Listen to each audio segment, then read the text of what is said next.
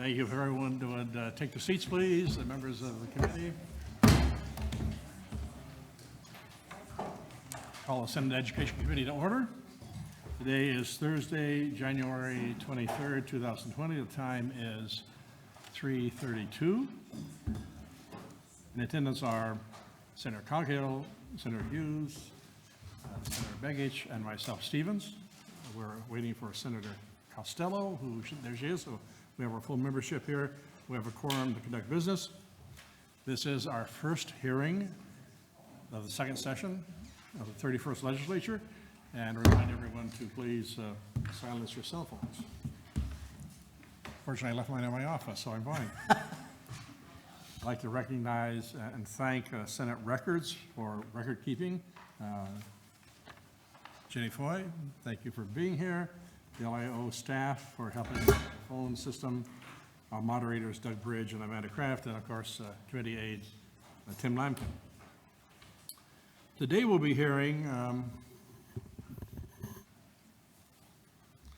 sponsor substitute for Senate Bill 6, sponsored by Senator Begich, and also Senate Bill 151, sponsored by the governor. Both these bills are very similar to each other, slight differences, relating entirely to literacy, to early learning and literacy, and what has been referred to as the Alaska Reads Act. It's my intention to roll out both these bills simultaneously, get the conversation on the table, understand the differences that may occur, hear from the stakeholders and the administration, and to entertain questions and have discussion on the bill. And then, of course, hold the bill for further review. For the purpose of paperwork reduction, most of the documentation you have in your binders are identical for each bill, and also to reduce duplication, the presentation slides and various background research that we'll be going through today will be found in your packet for Senate Bill 6. Any questions or comments from the committee before we begin this hearing? Then for introductions, I'd like to call Senator Begich and Commissioner Mike Johnson to the table, if you would, for opening comments. A little tag team going on here today, and appreciate you both being here. Senator Begich. Thank you, Mr. Chairman and members of the committee. And again, thank you to Commissioner Johnson as well for being here. I want to start with just some brief introductory notes, Mr. Chairman, and then I will, after those introductory notes, I'm going to go through a sponsor statement that's on the record now and has been provided to the public as well. And then Commissioner Johnson will go through a presentation of the Alaska Reads Act, and then we will be available for questions before I'm apologetically saying a very long sectional analysis. That said, there's also a comparison document between the two bills so that we'll be able to walk you through that process as well. I want to begin by acknowledging a couple of things right off the top, and one of those is that in this body, one of the champions of reading has been Senator Shelley Hughes. Her bills, SB 79 and the combination bill, SB 114, speak to a lot of the same issues that are here. So in spirit, a lot of what she has been working on for much of her time here in the Senate is incorporated in elements of this bill. And Representative Ledoux, she has also championed the cause of literacy and reading. And I also wanted to take this opportunity, Mr. Chairman, to extend my apologies to Senator Hughes for not more directly involving her in the process. And that is my fault and my fault alone. So I apologize to you, Senator Hughes, for that. But I want you to know that your voice has been heard and that your commitment to reading and to education is absolutely critical to our work here at this table. And I know the governor shares that commitment. So I also want to acknowledge the work of the commissioner and the governor. Had it not been for them and their desire to see effective change in education policy, we would not be sitting here together today. It was the commissioner and the governor who reached out and asked me about pre-K as early as December of 2018. The governor specifically met with me in December, late December, and his primary question to me at the time was, how do we know that the pre-kindergarten work we're going to do, if we do it, will work? And I think that was a fair question. And so we have had a series of conversations since then, talking about what makes for effective pre-kindergarten. You have all seen SB 99 before, and then also this version, SB 6. This bill was partially written by the Department of Education and Early Development some years ago. It had the advantage of input, that part of the bill, the pre-kindergarten part of the bill has had the advantage of input from our early learning community. We have spent considerable amount of time talking with members, not just of this committee, who have heard testimony on the bill over the years, but we will hear from some of those same folks later today. There's some invited testimony. The governor's commitment to reading and literacy is a critical component for successful pre-kindergarten. You can't have pre-kindergarten that then doesn't have the support of the districts from those critical years from kindergarten to third grade. And you can't truly have effective reading if you don't have kids prepared when they come to school to read. So these two components merge in this piece of legislation. We, myself, the governor, listened extensively, Commissioner, to the testimony of people who've come before this committee over the last 3 years. We've heard people talk about everything from the importance of parental engagement and involvement in their kids, parental engagement and involvement in the schools, the need for teachers and parents and schools to be more integrated in terms of how they work with each other. We understand issues of turnover. We understand these are all comprehensive issues that are out there. We can't attack everything and try to deal with everything in one bill, but what we have done with this piece of legislation is create a continuum from pre-kindergarten all the way to that third grade, which we think will prepare kids to graduate down the road, effectively prepare them to graduate down the road.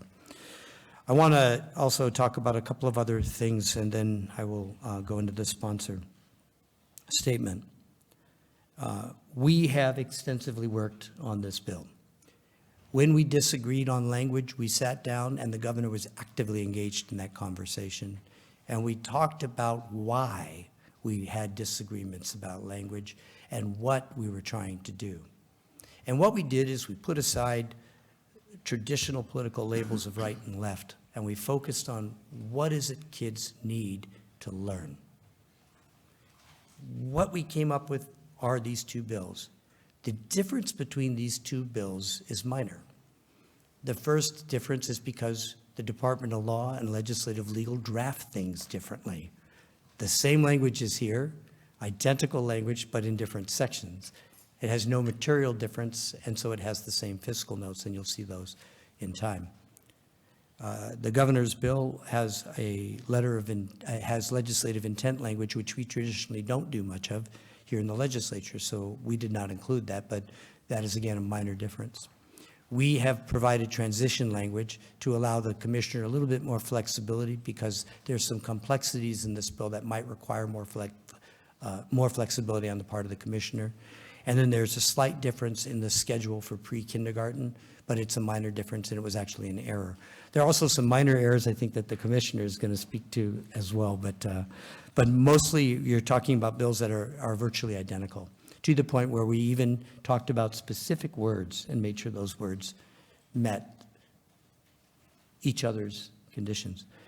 And I have to tell you, I have received a little flack from people in my end of the spectrum, and I understand the governor's received a little on his end as well, because there are people, I'm shocked to say, who don't like me, and there are people who don't like the governor. And they have decided that there might be reasons not to support a piece of legislation because either he or I are endorsing it or supporting it. In the end, this won't be our bill. This will be your bill. It'll be Alaska's bill, and that's what we have intended from the very beginning. And so we're willing to take the flack. We're willing to push for what's important for our kids, and we're doing so on the backs of the learning and advice that we have from the other members here at the table.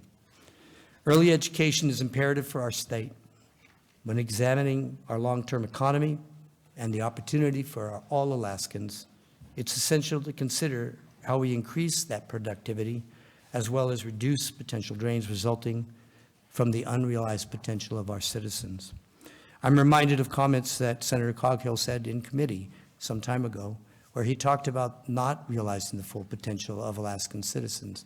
We believe that this bill will allow us to be on that path. I think that's important for all of us to hear. Early education, the ability to read, is what makes that happen. The markers for success develop early in life, and brain science underscores that how we use our brains at those crucial early years before we enter kindergarten, as well as how prepared we are when we enter K-12, will make a difference and have a dramatic impact on our ability to then learn. Our ability then to ensure that the supports are in place through reading and reading preparation will ensure that we don't lose the gains that we make through pre-kindergarten. Research shows us that those who live in poverty have an incredibly difficult time catching up with others if they come to school ill-prepared. That same research shows that those who have a high-quality preschool experience go on to future academic and personal success. Studies such as the Perry Preschool Project Study, and I think I mentioned this in our last hearing, that there's a recent update of that goes now multi-generational, has shown that for every dollar invested in high-quality pre-K, you can save up to $7 in the long run in government expense by reducing the need for remedial education, involvement in the criminal justice system, and public assistance systems. High-quality pre-K supported by a strong learning component ensures that we build the best citizens who don't become a burden to the state. High-quality education programs are an investment in our future. Universal voluntary early education available to students before they enter kindergarten improves school readiness, reading levels, and long-term economic performance. If you look at our own current pre-kindergarten programs, such as those in Anchorage, Mat-Su, the Lower Kuskokwim School District, and Nome, all of which we have data from our own Department of Education, they show that these early education programs, including programs like Head Start, Best Beginnings, Parents as Teachers, provide access to families for such high-quality early education. But we only cover 10% of Alaska's kids today with these programs. That means 90% of our kids aren't covered. And what the sponsor substitute for SB 6 would do would take the lessons learned from our own programs from over a decade's worth of pre-kindergarten and apply them across the state. This bill also establishes a new statewide literacy program and intensive reading intervention services for students experiencing reading deficiencies starting in kindergarten through grade 3. It also has a component where up to 10 struggling schools will be given direct support and reading intervention provided by the Department of Education to help those schools for an entire school year. And that particular part of the bill has up to 5 years of support. Deed-funded reading intervention specialists will support those existing school staff, engage and build community understanding and evidence-based reading, and work with local teachers and support staff to improve reading scores and assessments through evidence-based reading instruction. This bill includes thrice annually reading proficiency screenings or assessments, first, second, and third grade. That will help us get an insight into each student's reading proficiency and to identify those reading deficiencies that may exist. We looked at the work of the interim committee that dealt with dyslexia. We drew from some of the information provided by that committee to help improve that section of the bill to ensure that we are looking at audio, oral, and other types of learning deficiencies that may exist. There's much to be said about early education, but the critical piece is that children's pace of intellectual development peaks at the age of 6. We develop all of these synaptical connections in the brain by 2. The ones we use are the ones we keep between 2 and 10. And that determines who you're going to be and how you're going to be. There's school outcome data and academic research that shows that if you participate in early education programs, you'll develop soft skills tied to future success, including conscientiousness, perseverance, sociability, and curiosity. We have seen those results nationally. We have actually also seen them here. The current teaching strategies gold assessment shows that, and we've provided that data to you in the past, show that children in early education programs in Alaska show dramatic growth, even comparing student aptitude changes between the fall and the spring. These successes are ones we should all share, and it's time for all Alaskans to have that opportunity to participate in the success of these demonstration efforts. This legislation, crafted by the governor, myself, and the Department of Education, working with the advice that we have received over the years, does that. The Alaska Reads Act will offer school districts the opportunity to develop high-quality early education programs that are culturally appropriate, tailored to their students, through a 3-year grant process that will be described later today. It's based on the successful work of Oklahoma and a number of other states. Smart investments in the past have made our state one of the most economically equitable in the country. Similar smart investments in early education have the potential to create a generation of Alaskans prepared to make the greatest impact that we could imagine. I'll say just one more time, I would not be here today were it not for the hard work, in particular as chair of the Education Committee when I first came into the Senate, Senator Hughes, and her identification of the importance of reading in education in this process. So thank you again, Senator. And I turn it over at this time to Commissioner Johnson. Before the commissioner starts, I just want to make sure you understand that this committee does like both yourself and the governor, and we also like the commissioner. So pleased to have you with us, Mr. Commissioner. Please go ahead. Thank you. For the record, Michael Johnson, Commissioner of Education and Early Development. And with that comment, I'll return some of the affection to this committee. And we talked in general terms about our presentations, but I may repeat some of the thanks, but I think they are due. It's a privilege to be in front of this committee to talk about the Alaska Reads Act. It truly is.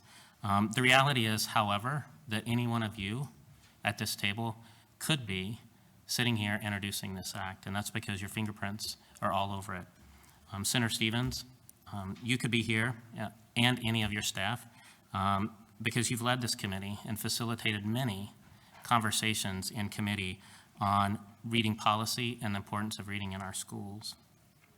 Senator Hughes has been out in front of this issue for years and years and years, and a bill that she introduced is a backbone in the Alaska Reads Act.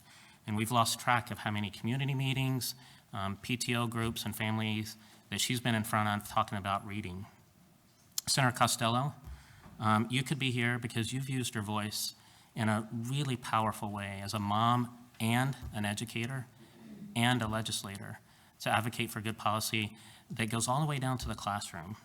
Senator Coghill, a decade ago, when I was a superintendent, you stood in my office and we had a conversation over a small box of books on the importance of reading of youngsters. And of course, Senator Begich, who has been a champion for early childhood education and early reading instruction for many, many years in this committee and in other settings around the state. And also the governor, who, though has a big job, came to this project as an educator, a teacher, a principal, a superintendent, a school board president, and often comments as a father, and how important it was to teach his own kids to read. And the details in this bill, he spent a lot of time over the last few months digging into the details of this bill and having conversations with some of his former colleagues and other people that he's worked with on reading. He often referenced his own experience in the classroom as we worked through individual words and sections of this bill. And then, as you know, he often talks about the moral imperative that rises above politics when it comes to kids learning to read. And then we probably don't have time for me to talk about all the people sitting behind me. Many of them have dedicated lots and lots of time to making sure kids get a great education. And I wish I could go and call them all by name, but you know them, and there are definite plans for them to be in front of the committee to share their perspective on this bill and how to make it the best bill possible. And so, finally, Mr. Chair, I want to acknowledge, though, that today, while we've been working and preparing for this hearing, there's been children in classrooms all over the state learning to read, and teachers helping them to do that. in great ways. And today, a first grader walked out of school knowing how to read a word that he didn't know how to read when he walked in school. And that's way more remarkable and way more life-changing than we have time to ponder in a committee like this. And so I'm honored to be here, introducing the Alaska Reads Act, but I'm also humbled to be here because of your commitment to this issue over years and years and years. So thank you. I want to set some context for how we got to this point. As you know, the mission statement for the department is an excellent education for every student every day. And our vision statement is taken from your statutes, 1403015. All students will succeed in their education and work, shape worthwhile and satisfying lives for themselves, exemplify the best values of society, and be effective in improving the character and quality of the world about them. And if you look at those and ponder them for a moment, nothing up there can happen if a student can't read well. And so to provide a great education, we need to be focused on kids learning to read. The department's role in that is to make sure we provide information, resources, and leadership to support educators around this state and families as they provide an excellent education for every student every day.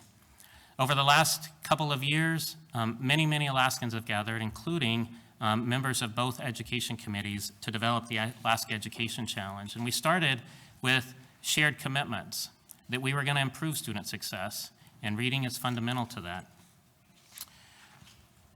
In September of 2016, the board set some strategic priorities, and you can see the timeline there. As we've moved over the last couple of years through the Alaska Education Challenge, the board set some priorities, and we recently received a grant aligned with those priorities. There's 5 strategic priorities in the Alaska Education Challenge, the first one being reading.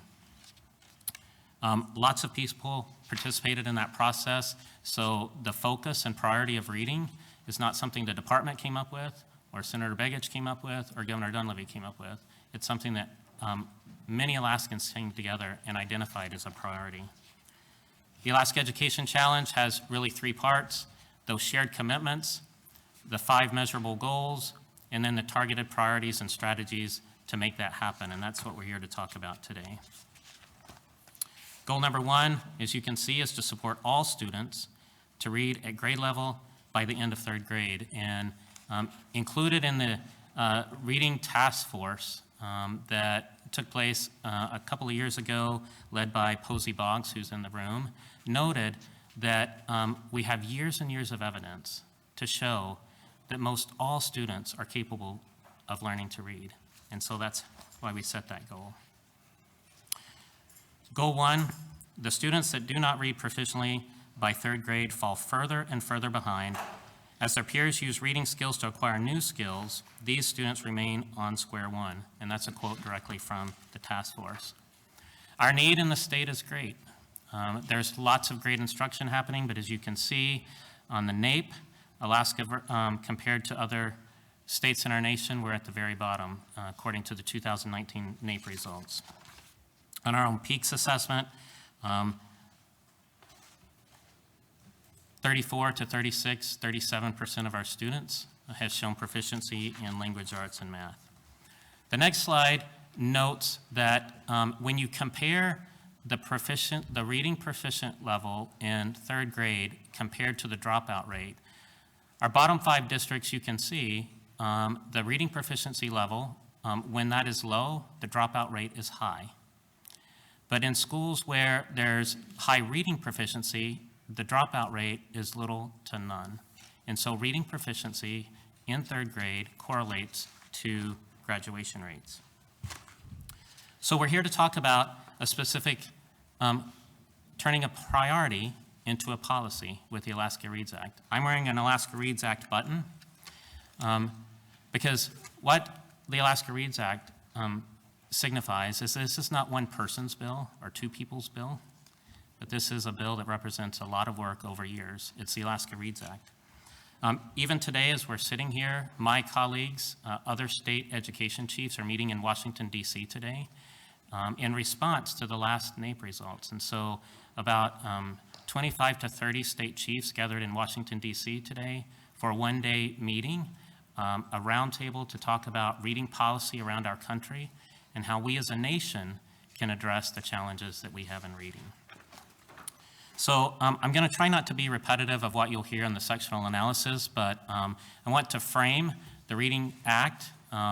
There's three main parts. One of the parts has two really important pieces that I want to highlight, but as Senator Begich noted, an important piece, and just for the committee's understanding, so the Alaska Reads Act came from hearing many discussions in this committee on different aspects of how to address our reading issue. Some folks talked about pre-K, some folks talked about reading intervention, and we saw an opportunity to combine all those into one act that can support students around the state. The first part being the pre-K, high-quality pre-K, and it's important to note the high-quality part.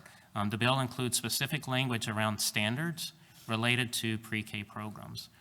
The second part is a comprehensive reading policy, reading intervention policy, that includes specific language related to dyslexia, both screening and interventions that are specific to the issues that we've learned about dyslexia, particularly from the report from the task force. And the third part is also an important piece. The third part focuses on the schools that our students are in. And we know we have some low-performing schools in our state that have been there for a number of years. And the bill provides specific opportunities for the department to provide resources, including people, in those schools to help build capacity for quality reading intervention and reading instructional programs. So that's a high-level overview of the bill. We can go to the sectional analysis and walk through each section. Okay, thank you. That'd be great to do that if you're ready. I just really appreciate the fact that everyone is working together on this. It's just really proof that it's amazing what you can accomplish if you don't really care who gets credit for it. And that goes to from the governor to yourself, Commissioner, to Senator Begich, to your staff at the department, to this committee. And we've made great progress, and I just really appreciate everyone's willingness to find a way to make this work and do what's best for the kids of Alaska. At this point, before we go into the sectional, are there any comments or questions from members of the committee? Senator Hughes. Thank you, Mr. Chair. I just want to thank the Commissioner and Senator Begich for bringing this forward. It is something so important to our children now and their future and the future of this great state. I can't think of anything more important, really, if we were to accomplish nothing else this session but get this bill through, how it will impact our future. And and I'm glad that's called the Alaska Reads Act, because it will belong to our whole state. It doesn't matter whose name is attached to it. It's for our children and for the future of our state. And I took the opportunity through this last year, as legislators, we often attend many meetings in the community on many subjects. And it didn't matter what the topic was. At the time, I remember going to a meeting about crime reduction. I remember going to a meeting that was all about the budget. And when I'd be asked, what can we do, I brought this topic up because it does impact the future so much. You know, we've heard for years in America that the great equalizer is education. However, if children don't master the objectives at each grade level and they're moved through the system, the diploma at the end of 12th grade is really meaningless. And education has not been the great equalizer.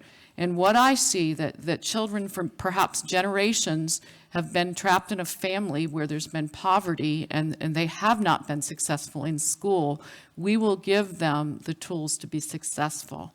And these are children that might otherwise be incarcerated and at great cost to the state, as Senator Begich mentioned. These are children that might be on public assistance, that might be on Medicaid. We will open up opportunities to these children, and what our state will look like in 15, 20 years will be drastically different just because of the reading portion of this bill. So I am happy to see it move forward. I was thrilled to see that it was getting traction and momentum and support across the aisle. So I just wanted to say that, and thank you so much for bringing forward. You didn't need to acknowledge me. I appreciate it. I'm just very, very glad and look forward to working on this. I did have a question, if I may, because on the previous slide, it mentioned school improvement, and Commissioner, you said that the department would be able to help equip the schools. I don't remember the language you used, but to be able to provide support and resources. And my question about the school improvement, as we dig into it, and maybe in the section we'll hear it and in future hearings, but is there an accountability piece attached to that school improvement? Not just an accountability piece for the department, but for the districts themselves? Through the chair, Senator Hughes, absolutely. So in my opinion, the Alaska READS Act enhances the accountability system that we already have in place through the Every Student Succeeds Act, which is the federal school accountability law.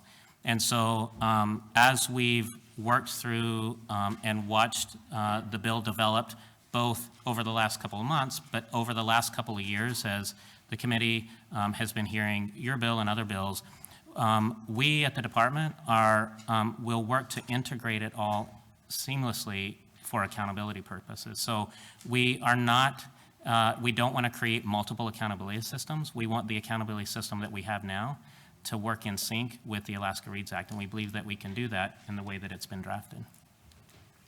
Thank you, Senator Begich. Thank you, Mr. Chairman. Through the chair to Senator Hughes, there's a specific section, too, that directly relates to accountability in the bill that we came to agreement to add in. Partially in one of the areas that we've looked, which is the Colorado READS Act. They've revisited that bill a number of times. In fact, some years ago, Senator Stevens introduced a READS bill. I think it was in the 2013 session, it might have been, that was based on the original Colorado READS Act. That act, after it passed, they found some issues that needed to be corrected. Those were then addressed in a second act. And even today, now, they're addressing the Colorado READS Act again, and they're specifically looking at the accountability section. So we have presupposed that in ensuring that accountability measures are embedded in the bill itself. Thank you, and thank you for your comments, Senator Hughes. They're very well said. I appreciate those thoughts. Any other comments, questions before we move on? Then I think we're ready to go on to the sectional, if that's, if you're ready for that. Okay, I believe we have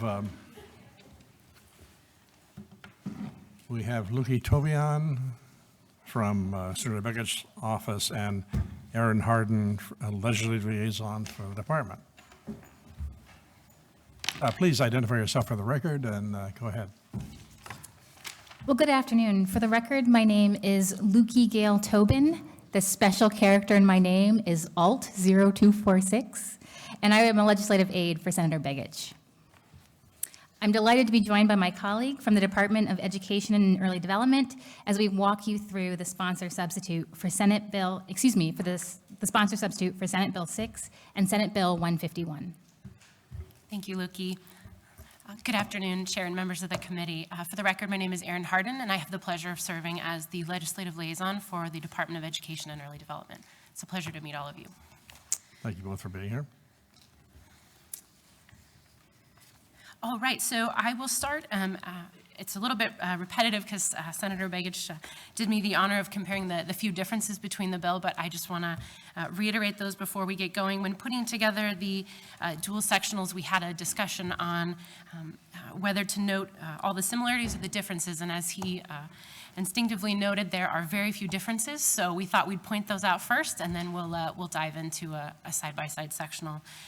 So the first difference between the sponsor substitute for Senate Bill 6 and SB 151 is simply the drafting differences between legislative, legal, and Department of Law. So you'll notice there are some few language differences, singular versus plural references, again, all very minor, but will help you make those matches where sections appear different as we go through.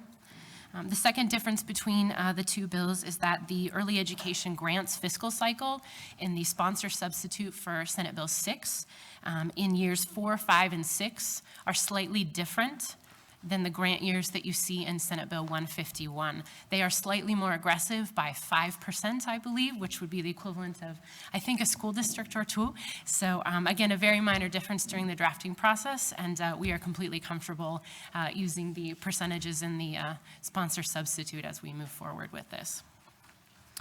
The third difference between the two bills, as Senator Begich again noted, is simply that SB 151 includes intent language, which I know is not typically included.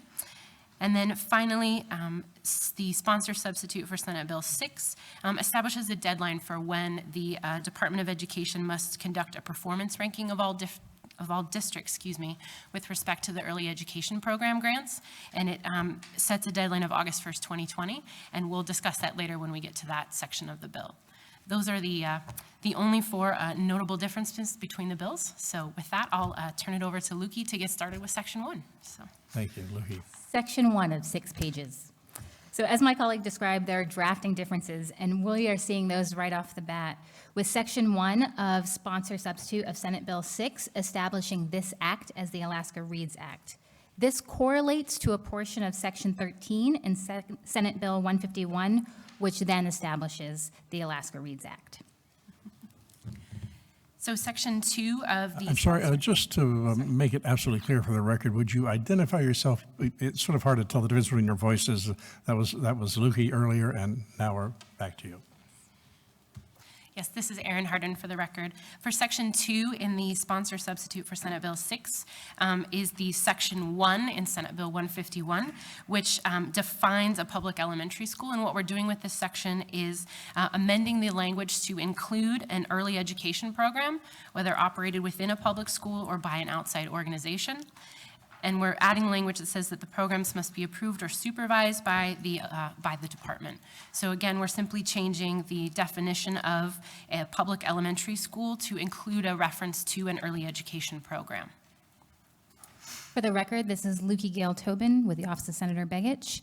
For Section 3 of the sponsor substitute of Senate Bill 6, which is included in Senate Bill 151, Section 7, we establish a new section, Alaska Statute 1430-765, which is including the reading intervention services, which are later described in the next section of the bill.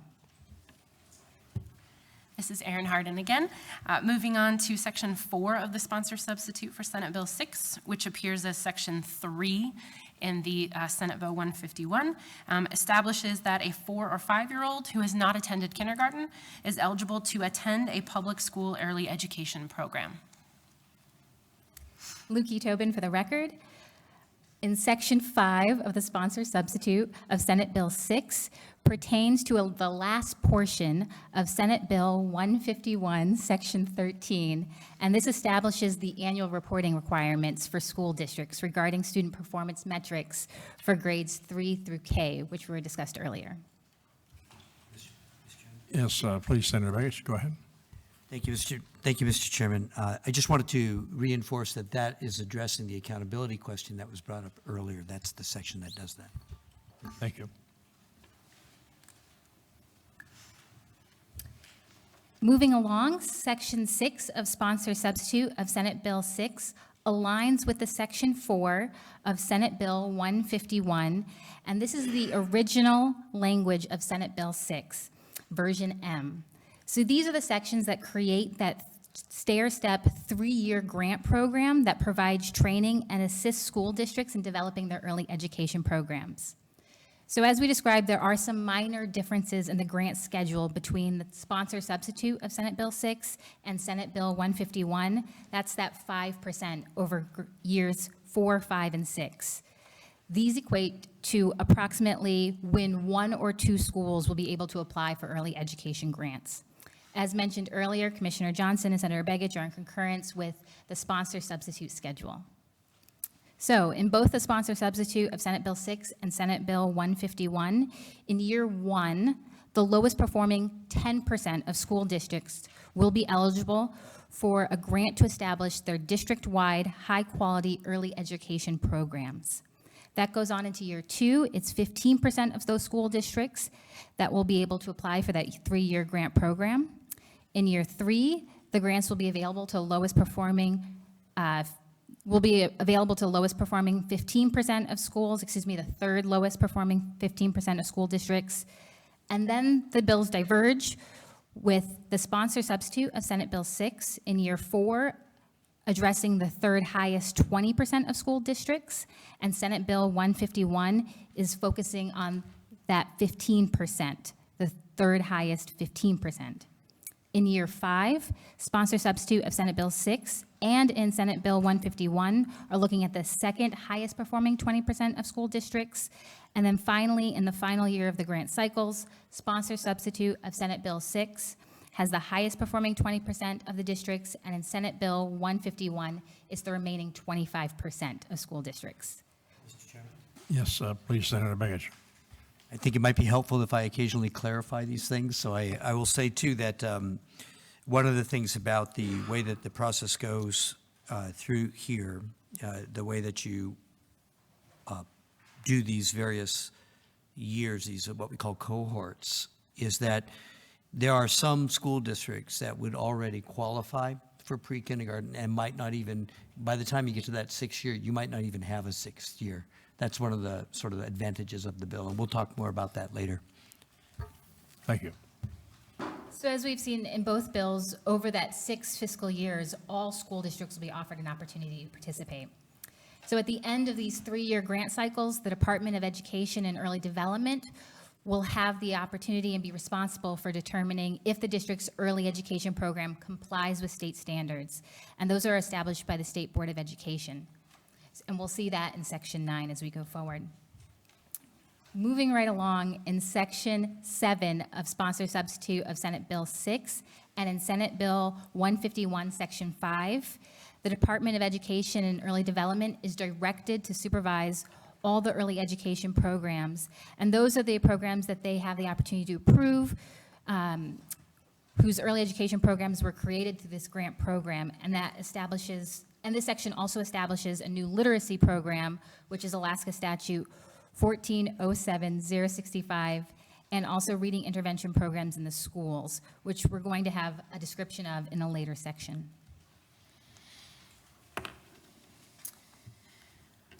All right, this is Erin Hart again for the record, just trying to follow my place here.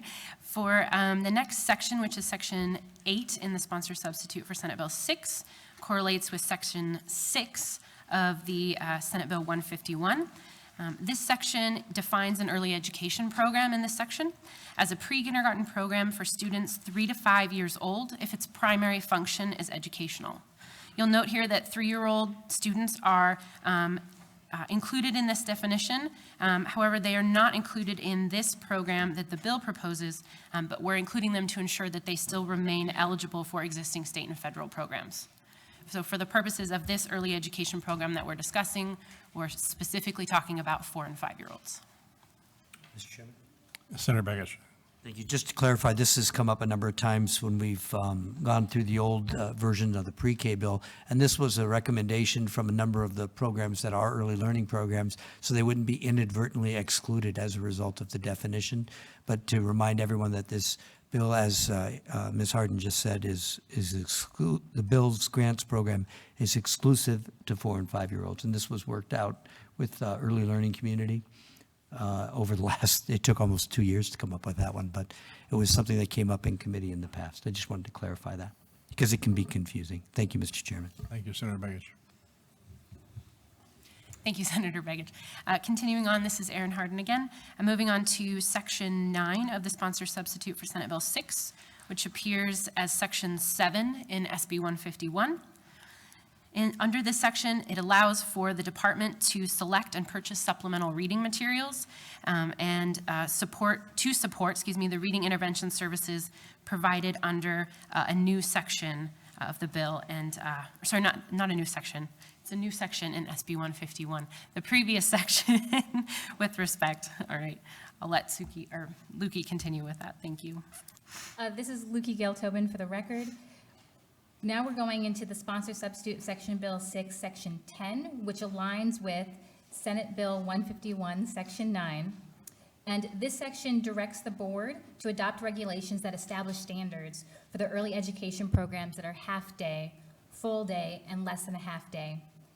These programs are going to be locally designed and evidence-based. Through collaboration and discussions with both the Department of Education and Early Development and Senator Begich's office, we came to realize that in addition to what was established in Senate Bill 6, that the lead teacher of the programs must hold a valid teacher certificate and has satisfactorily completed a minimum of 6 credit hours in early childhood education, or have completed 6 credits within 1 year of their teacher's employment. We also added an additional provision that would also allow a teacher of 5 or more years who has experienced teaching kindergarten or other early education programs to also be qualified. This was to make sure that we had a really qualified bench to begin with of teachers that were available to teach these programs. Regulations are also established in the sections that develop the appropriate objectives and accommodations for all children, which allows the districts to adapt content to be culturally appropriate for local communities. Moving along to Section 11 of Sponsor Substitute of Senate Bill 6, which aligns with Section 10 of Senate Bill 151. The sections state that for funding purposes, an early education student shall be counted in the school district's average daily membership as a half-day student once the early education program has been approved by the department. So in Section 12 of the Sponsor Substitute of Senate Bill 6 and in Section 11 of Senate Bill 151, we talk about how the sections describe how students in early education programs approved by the department in the definition of an elementary school.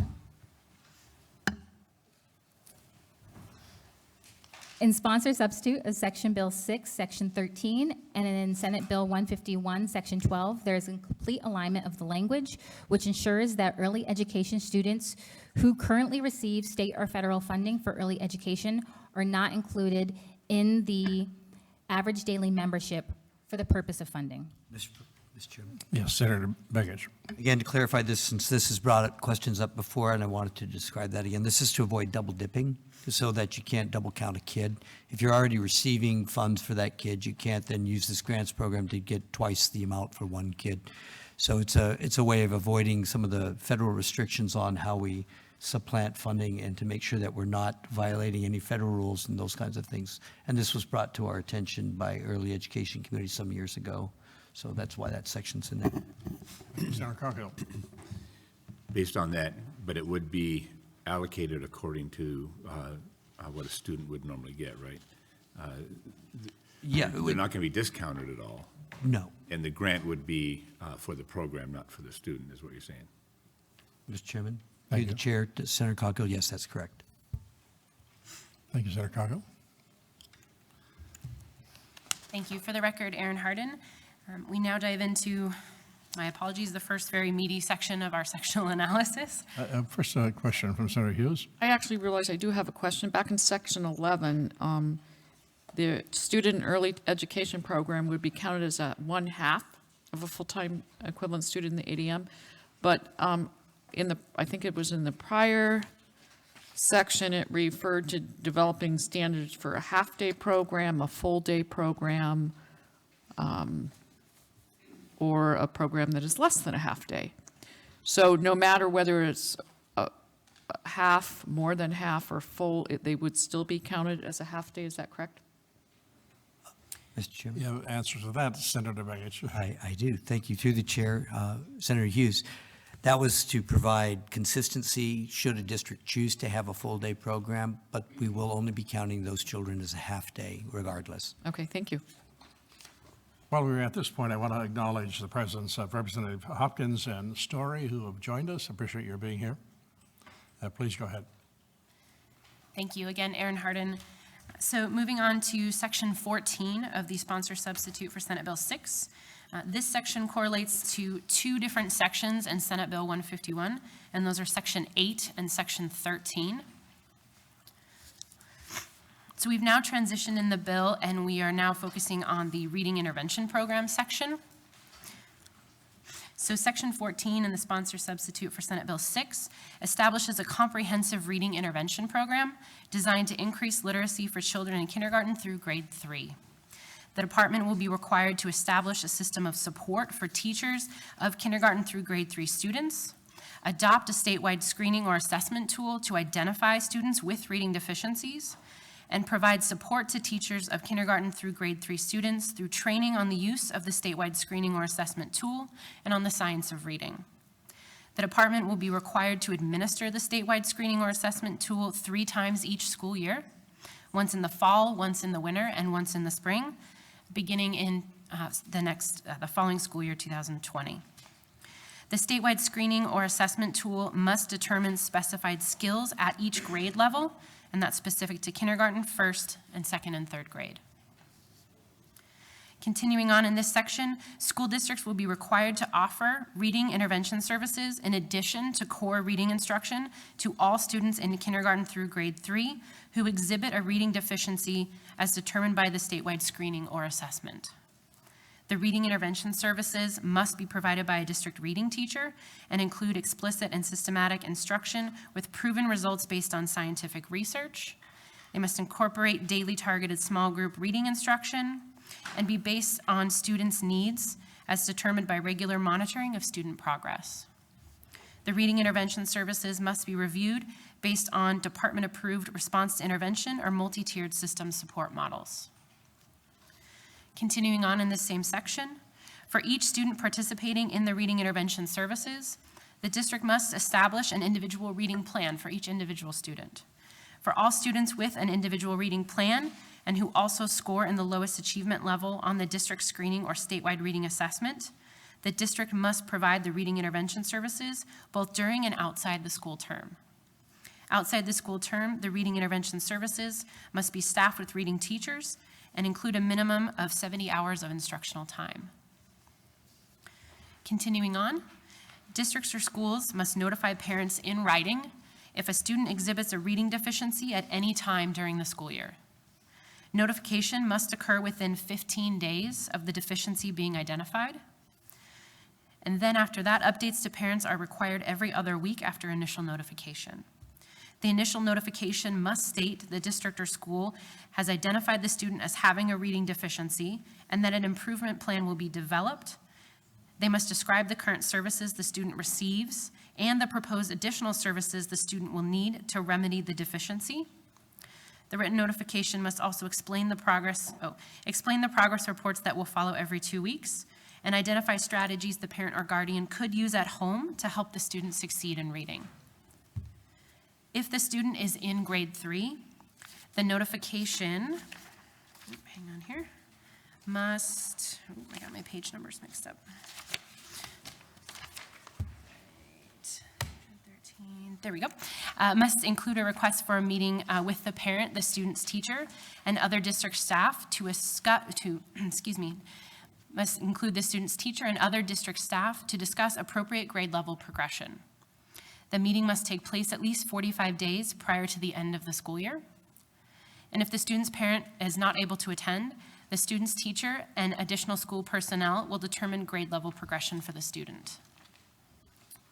This section also establishes that a student in grade 3 should demonstrate sufficient reading skills to progress to grade 4. Multiple pathways are provided for students to demonstrate these sufficient reading skills for progression to grade 4. Those include performance on the statewide reading screening or assessment, or through an alternative reading assessment as determined by the State Board of Education, or as evidenced through a student reading portfolio. I want to emphasize here that there are multiple pathways provided for students to demonstrate proficiency. Could you help us understand what the portfolio is? Or possibly Senator Begich? I'm actually going to, thank you, Mr. Chairman. I'm going to actually send my lifeline to the commissioner on that one.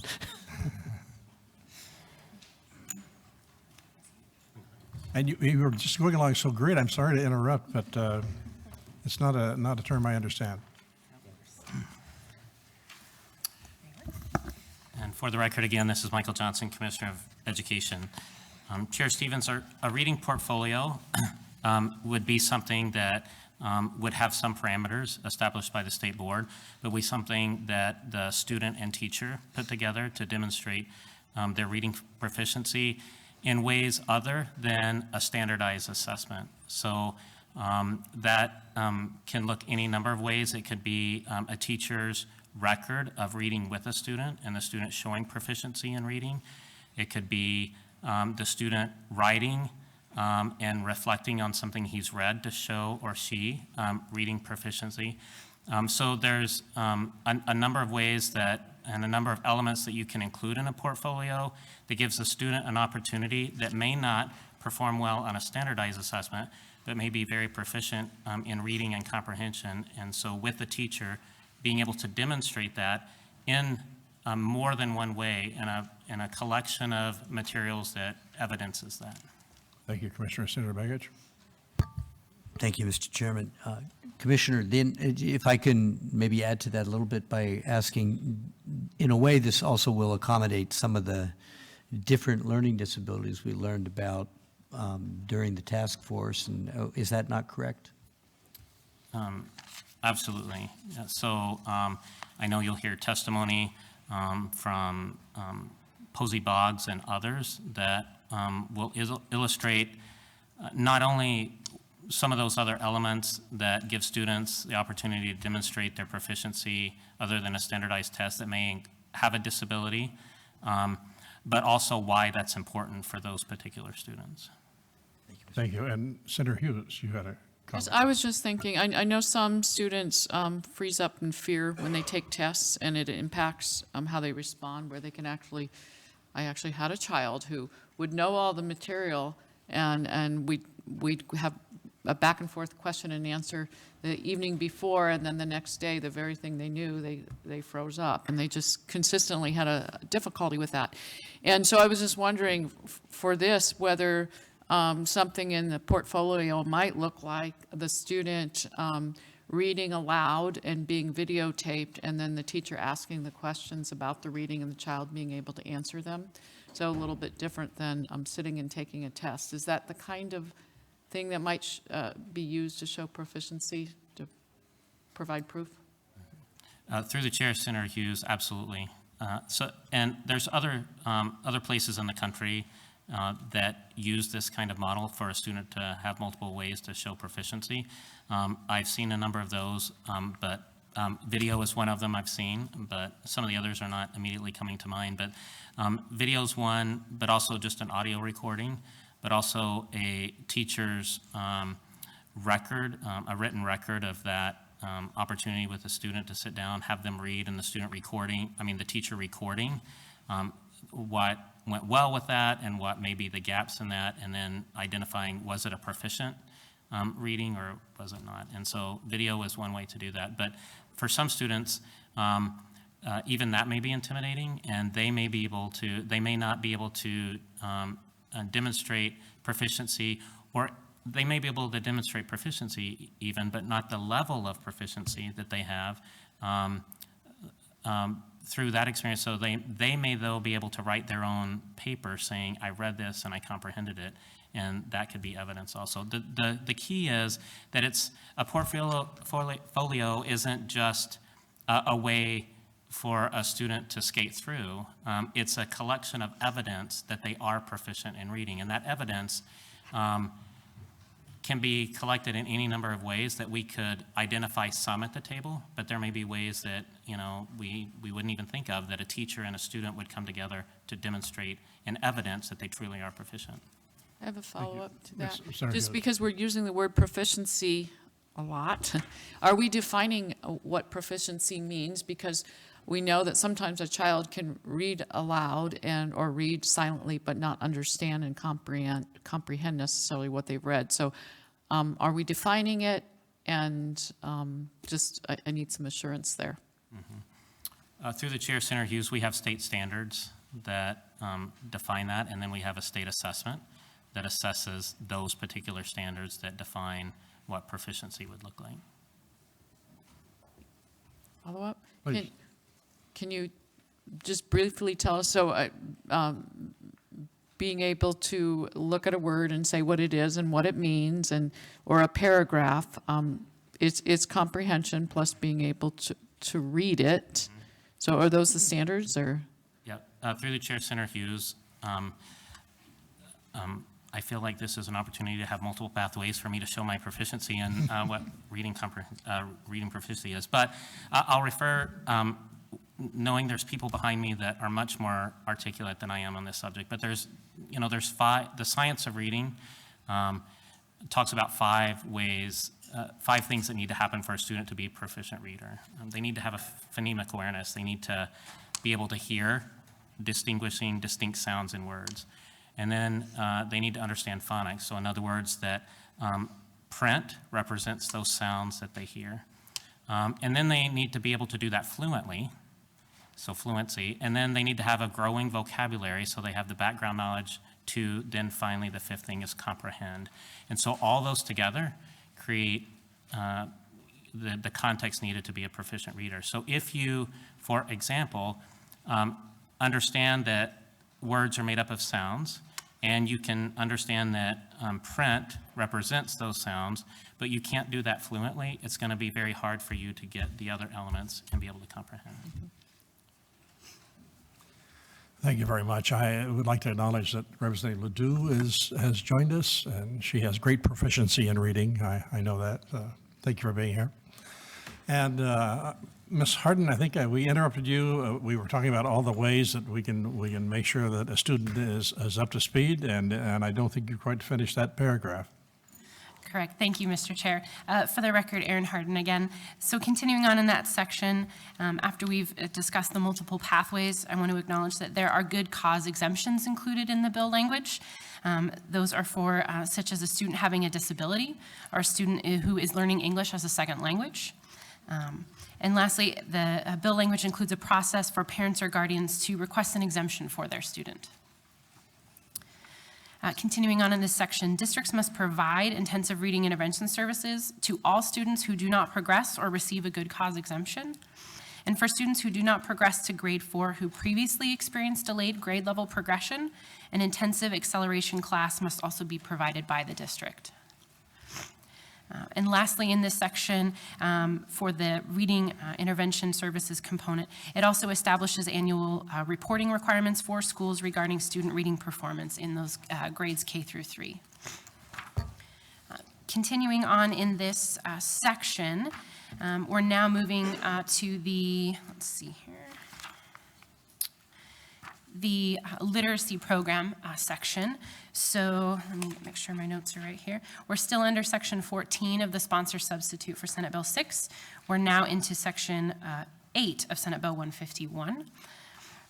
So under this section of section 14 of the sponsor substitute for Senate Bill 6, it establishes a literacy program to provide direct support and intervention services to up to 10 low-performing Alaska schools each year that apply for the services. The department will be responsible for providing each selected school up to 2 reading specialists. We've defined a reading specialist in the language as a certified teacher under Alaska Statute 1420 who is employed and funded by the department and who meets requirements that would be established by the state board. One specialist would be focused on the implementation of reading intervention services consistently across the classrooms, modeling effective instructional strategies, helping to coach and mentor teachers and paraprofessionals, train teachers in data literacy, lead and support reading leadership teams, and report on school and student performance to the department. The supporting reading specialist would assist with all of those activities I previously described, or they would serve as a reading specialist for the school's early education program, depending on the unique makeup and needs of that individual school. Continuing on in this section, the department would be required to establish a process for the reading specialists to report on program implementation, work with the reading specialists to establish improvement goals, including measures of interim progress, to select and purchase additional reading materials to supplement the reading intervention services, and pay travel costs for a reading specialist to attend relevant trainings identified or hosted by the department. The department would also be responsible for periodically reviewing staff development programs and recommending to the board programs that meet high-quality standards. Mr. Chairman? Yes, Senator Begich, please. Thank you, Mr. Chairman. And one of the reasons for this section that I really want to emphasize is that to make it clear that we're not putting that burden directly on the district, that the state is fulfilling, really, in a way, its obligation under Moore, which is to support school districts. And I think this is an excellent example of that. So I wanted to express my appreciation to the governor and the department for that.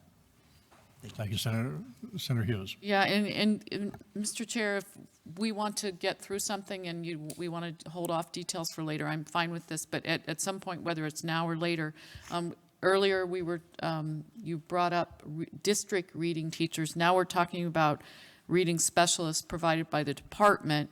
And I would like to know, and it just looks like the board's going to be setting regulations as far, or standards, but we want to make sure that these reading specialists and district reading teachers are well-trained and well-prepared naturally. And I just was wondering how that might play out, and what is there a certain really great program that's worked successfully and we're going to be ready to train these teachers? Because just someone graduating with a teacher's certificate might not necessarily be equipped. When I was at an Excellence in Education conference in San Diego this year, I was in a session where a teacher from Mississippi, where this, by the way, this has worked very, very successfully, but she gave the story of graduating from a program and being put in a situation where she really was not equipped and struggled. And then later, she was so thankful when her state adopted this and she had the training and the resources. So I guess I'm curious how we're going to make sure these reading specialists that the department's going to deploy, as well as these district reading teachers, how are we handling that, making sure they're prepared? Thank you, Senator Hughes. Commissioner, if you're comfortable taking that question, I'd appreciate it. Okay. Thank you. Through the chair, Senator Hughes. So professional development is a large piece of the Alaska Reads Act, acknowledging that part of our responsibility as a Department of Education is to provide good quality professional development. One thing that I've appreciated about the opportunity to work with Senator Begich, with the input from previous hearings with the governor, is that rather than have separate bills that establishes different expectations, by putting them all in the Alaska Reads Act, we establish an expectation of quality from pre-K all the way through third grade. And so the department will be working to make sure that we demonstrate those expectations in a consistent way across the board. So you've heard about standards for pre-K. And then in this section, when we go in and provide support services to the district, we want to make sure they adhere to the same kind of quality standards. There are a number of programs around the country. I wouldn't say here if we will pick one or if we'll draw on multiple. The other thing I would say is from Best Beginnings, whose books are in front of me and that they give out, to the Alaska Reading Coalition, to many others, there's lots of great capacity in our state to help provide the kind of professional development we'll need to train teachers around the state. And then drawing upon the experience that we've learned from other places in the country, like Excel in Ed and others, in the staff development they provide. So staff development, all that to say, staff development is a very big piece of the Alaska Reads Act being successful, and we've already, in hopes of a bill that passes, have been having meetings in the department about how we can begin providing those opportunities. I'll mention one that's happening this weekend, which is the RTI conference, which is going to be focused on— I'm sorry, say that again, the what conference? RTI, Response to Intervention Conference. It happens every year. It's the largest conference in the state for educators, about 1,000 educators. It's sponsored by the organization Dr. Parity leads. We'll be providing staff development for about 1,000 educators around the state on reading instruction. With a bill that passes, we'll be able to work even more closely with organizations like Dr. Parity's organization to make sure that the staff development, the professional development that educators are receiving is aligned with what the legislature and the governor have indicated in this bill. Thank you, Commissioner. At this point, I'd like to recognize Senator Mike Cuff from Montana. Senator, pleasure to have you with us. Senator Cuff is the president of the PNWAR, Pacific Northwest Economic Region. He's here visiting us in Alaska, and he's been instrumental, of course, in all sorts of programs, in not only in his state, but also throughout the PNWAR. So thank you, Mike. Pleasure to have you here with us. Ms. Harden, if you would continue. Thank you, Mr. Chair. Again, for the record, Erin Harden. Continuing under this section, schools selected to participate in the literacy program will be required to ensure that the reading specialist or specialists were not required to perform functions that divert from the duties assigned by the department. They would be, we would work to coordinate with the reading specialist to redesign the school's daily schedule to provide time dedicated to literacy program activities. We would also ensure that they hold public meetings to present information on the literacy and reading intervention program services to parents and guardians. Also to present an annual update to the public on these program services at a noticed public meeting, and work to create partnerships between the school, families, and the community that focus on promoting literacy and increasing time spent reading. And lastly, under this new section, the department will be required to publish on its website and make available to the public a completed application from each school selected to participate in the literacy program, the literacy plan that the school implements at each site, and a data analysis of the success of the literacy program and intervention services conducted by an independent contractor. So I just want to note that to Senator Hughes, you asked the question about accountability measures with respect to the literacy program, and there's that additional measure there that we would be working with an independent contractor to do a data analysis of that success. For the record, this is Lukey Tobin. I'm going to give Aaron a bit of a breather, and we're in the home stretch. So, in the sponsor substitute of Senate Bill 6, Section 15, which is also in Senate Bill 151, Section 14, these sections directs the early education program staff to be included in those organizations that are required to report evidence of child abuse. We've now come to the sections that completely align between sponsor substitute Senate Bill 6 and Senate Bill 151, Section 16. In Section 16, we repeal the early education grant program after 11 years, once all the school districts have had an opportunity to participate. For the record, this is Erin Harden. Moving on to Section 17 of the sponsor substitute for Senate Bill 6, which appears as a portion of Section 4 of Senate Bill 151, directs the department to conduct performance rankings of all school districts. Then moving on to the last two sections, I should mention that all three sections are focused on the sort of implementation timeline. The next section, which is Section 18 of the sponsor substitute for Senate Bill 6, which appears as Section 15 of Senate Bill 151, directs the commissioner of the department to provide an implementation progress report to the State Board of Education no later than 30 days after the effective date. And then finally, Section 19 establishes an effective date of July 1, 2020. Thank you very much. I really appreciate the thorough analysis, Ms. Tobin. Ms. Harden, Tobin and Ms. Harden, thank you very much for that. And Senator Begich, you have a wrap-up here on the sectional analysis. Just to wrap up, I wanted to go through another 32 sections if I could, Mr. Chairman. No, the thing I was going to say very quickly was that there might be some questions as to why the grants program terminates and disappears, and that's because every district, as my staff assistant, Ms. Tobin, indicated, every district will have had the opportunity to participate. At that point, if they've chosen not to participate, they're out of luck. So we wanted it to be terminal.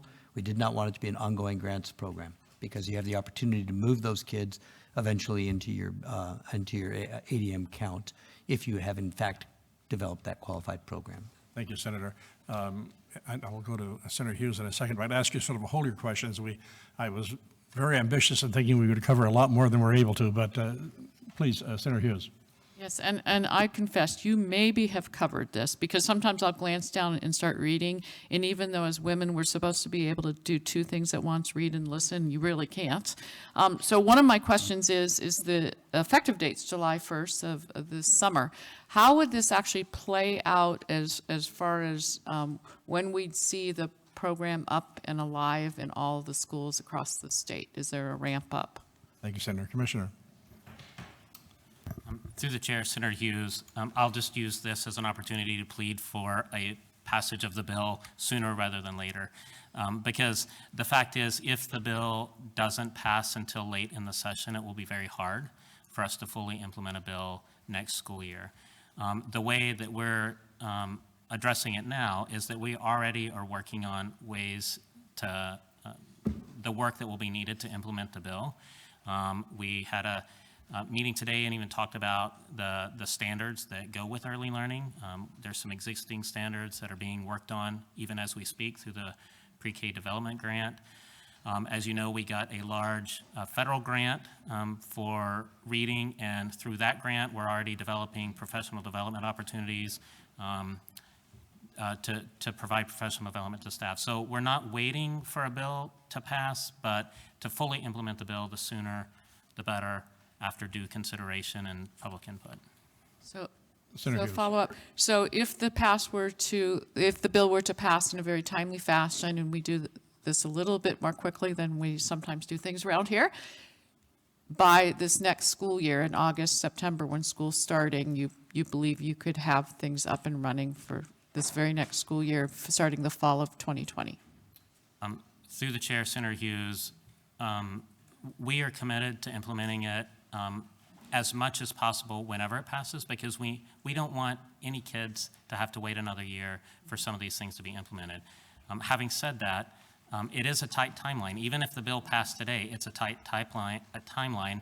That's why, as you heard, we included some provisions where our recruitment for pre-K folks could include people that may not have a certificate but have had experience teaching in pre-K, because it will take us a while to develop the capacity to recruit the right kind of people to provide the professional development.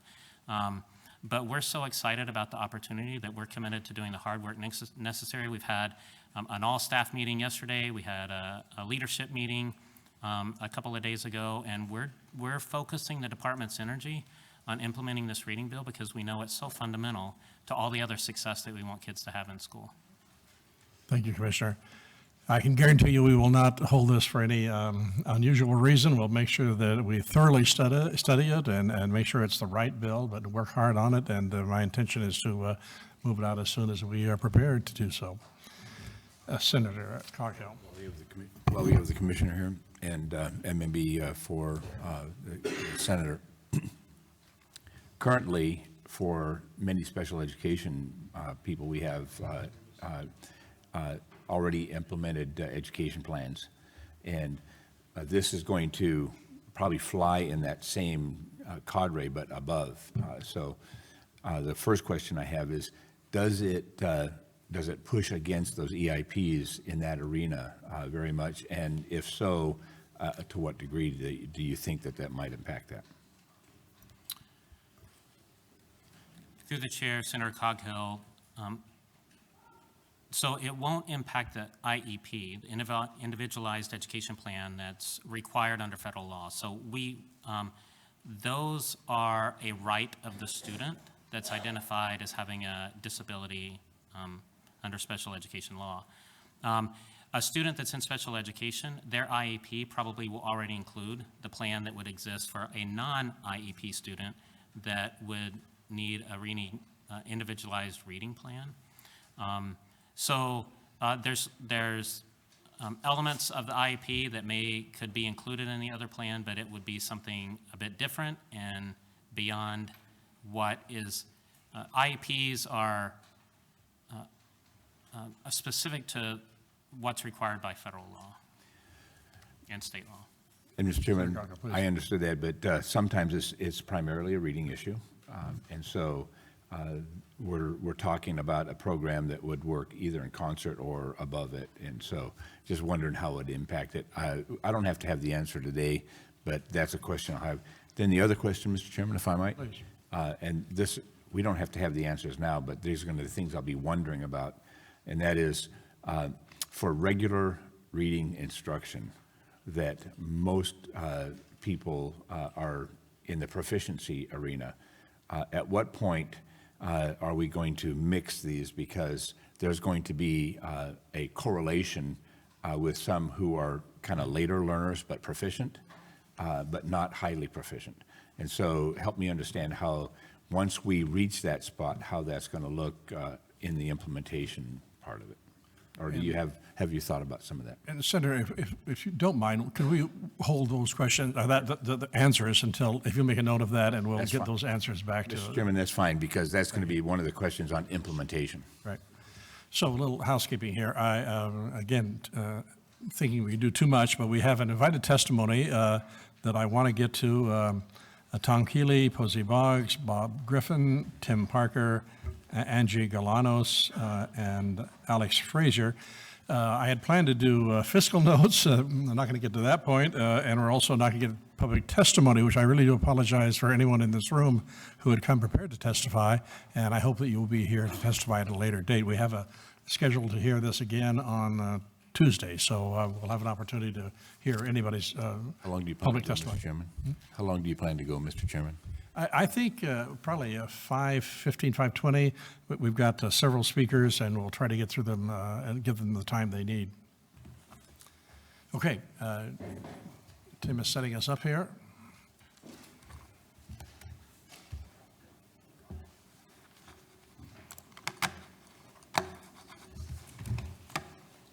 I'll be right back.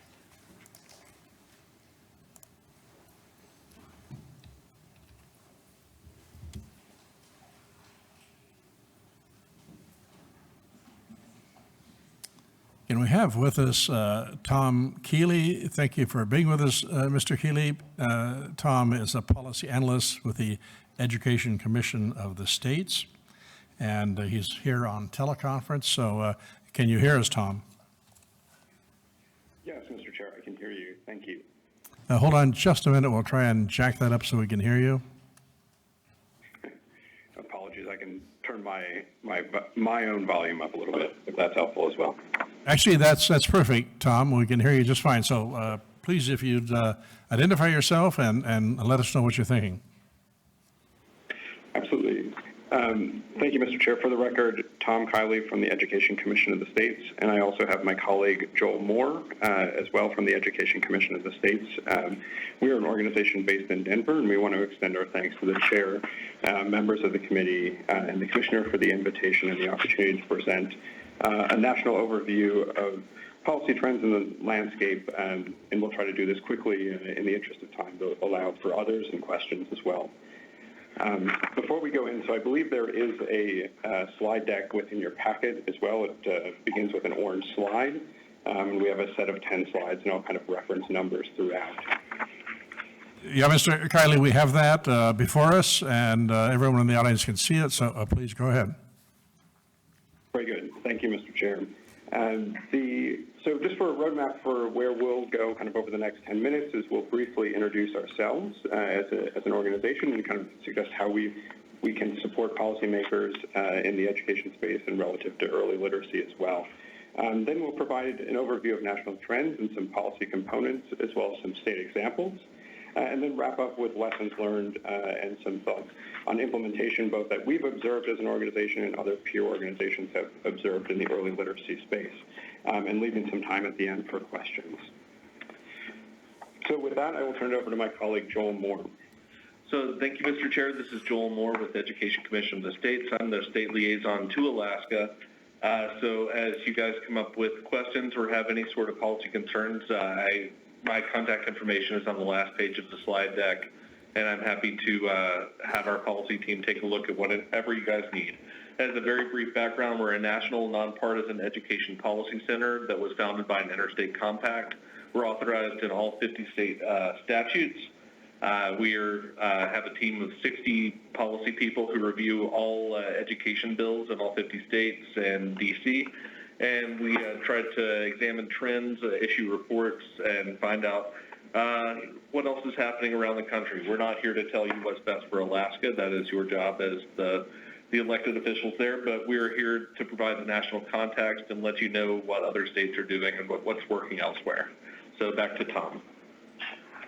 Thank you, Joel. For the record, Tom Kiley, Education Commission of the States. Turning now to the national landscape of early literacy, so beginning on slide 4 and transitioning to slide or page 5. So to start, before we dive into state examples, I would like to provide some context based on some work done by the Council of Chief State School Officers in how states are processing and thinking about, in a general sense, early literacy legislation. With that, on the slide, you'll see a layout of kind of three general terms: prevention, intervention, and retention. So to kind of walk through that briefly before we discuss state examples, in this context, prevention is related to efforts or provisions intended to increase overall quality of reading, instruction, and develop a system of support for early literacy. So generally in policy, some of the components that we do see around prevention often touch on topics such as state, district, or school literacy plans, goal setting and monitoring, curriculum, teacher licensure, and professional development relative to early literacy and instruction. The second grouping there is intervention. So intervention is relating to efforts or provisions that identify and diagnose reading difficulties in individuals and provide targeted support to develop reading and literacy skills. In policy, oftentimes this will look like interventions touching on diagnostic screeners, development of individual reading plans for students, intervention strategies, so either during the school day, at the school level, or summer or out-of-school programming, as well as parental notification and involvement, so involving parents and guardians in the process. And finally, the third category, being retention, is a provision that allows or requires holding of students back in their progression through the grades based on some agreed upon measure, either at the state level or the local level. This can oftentimes be required or allowed, but oftentimes the policy outlines the role of district or school level staff or officials in the decision-making process, as well as exemptions and state level overall requirements or what the district level requires.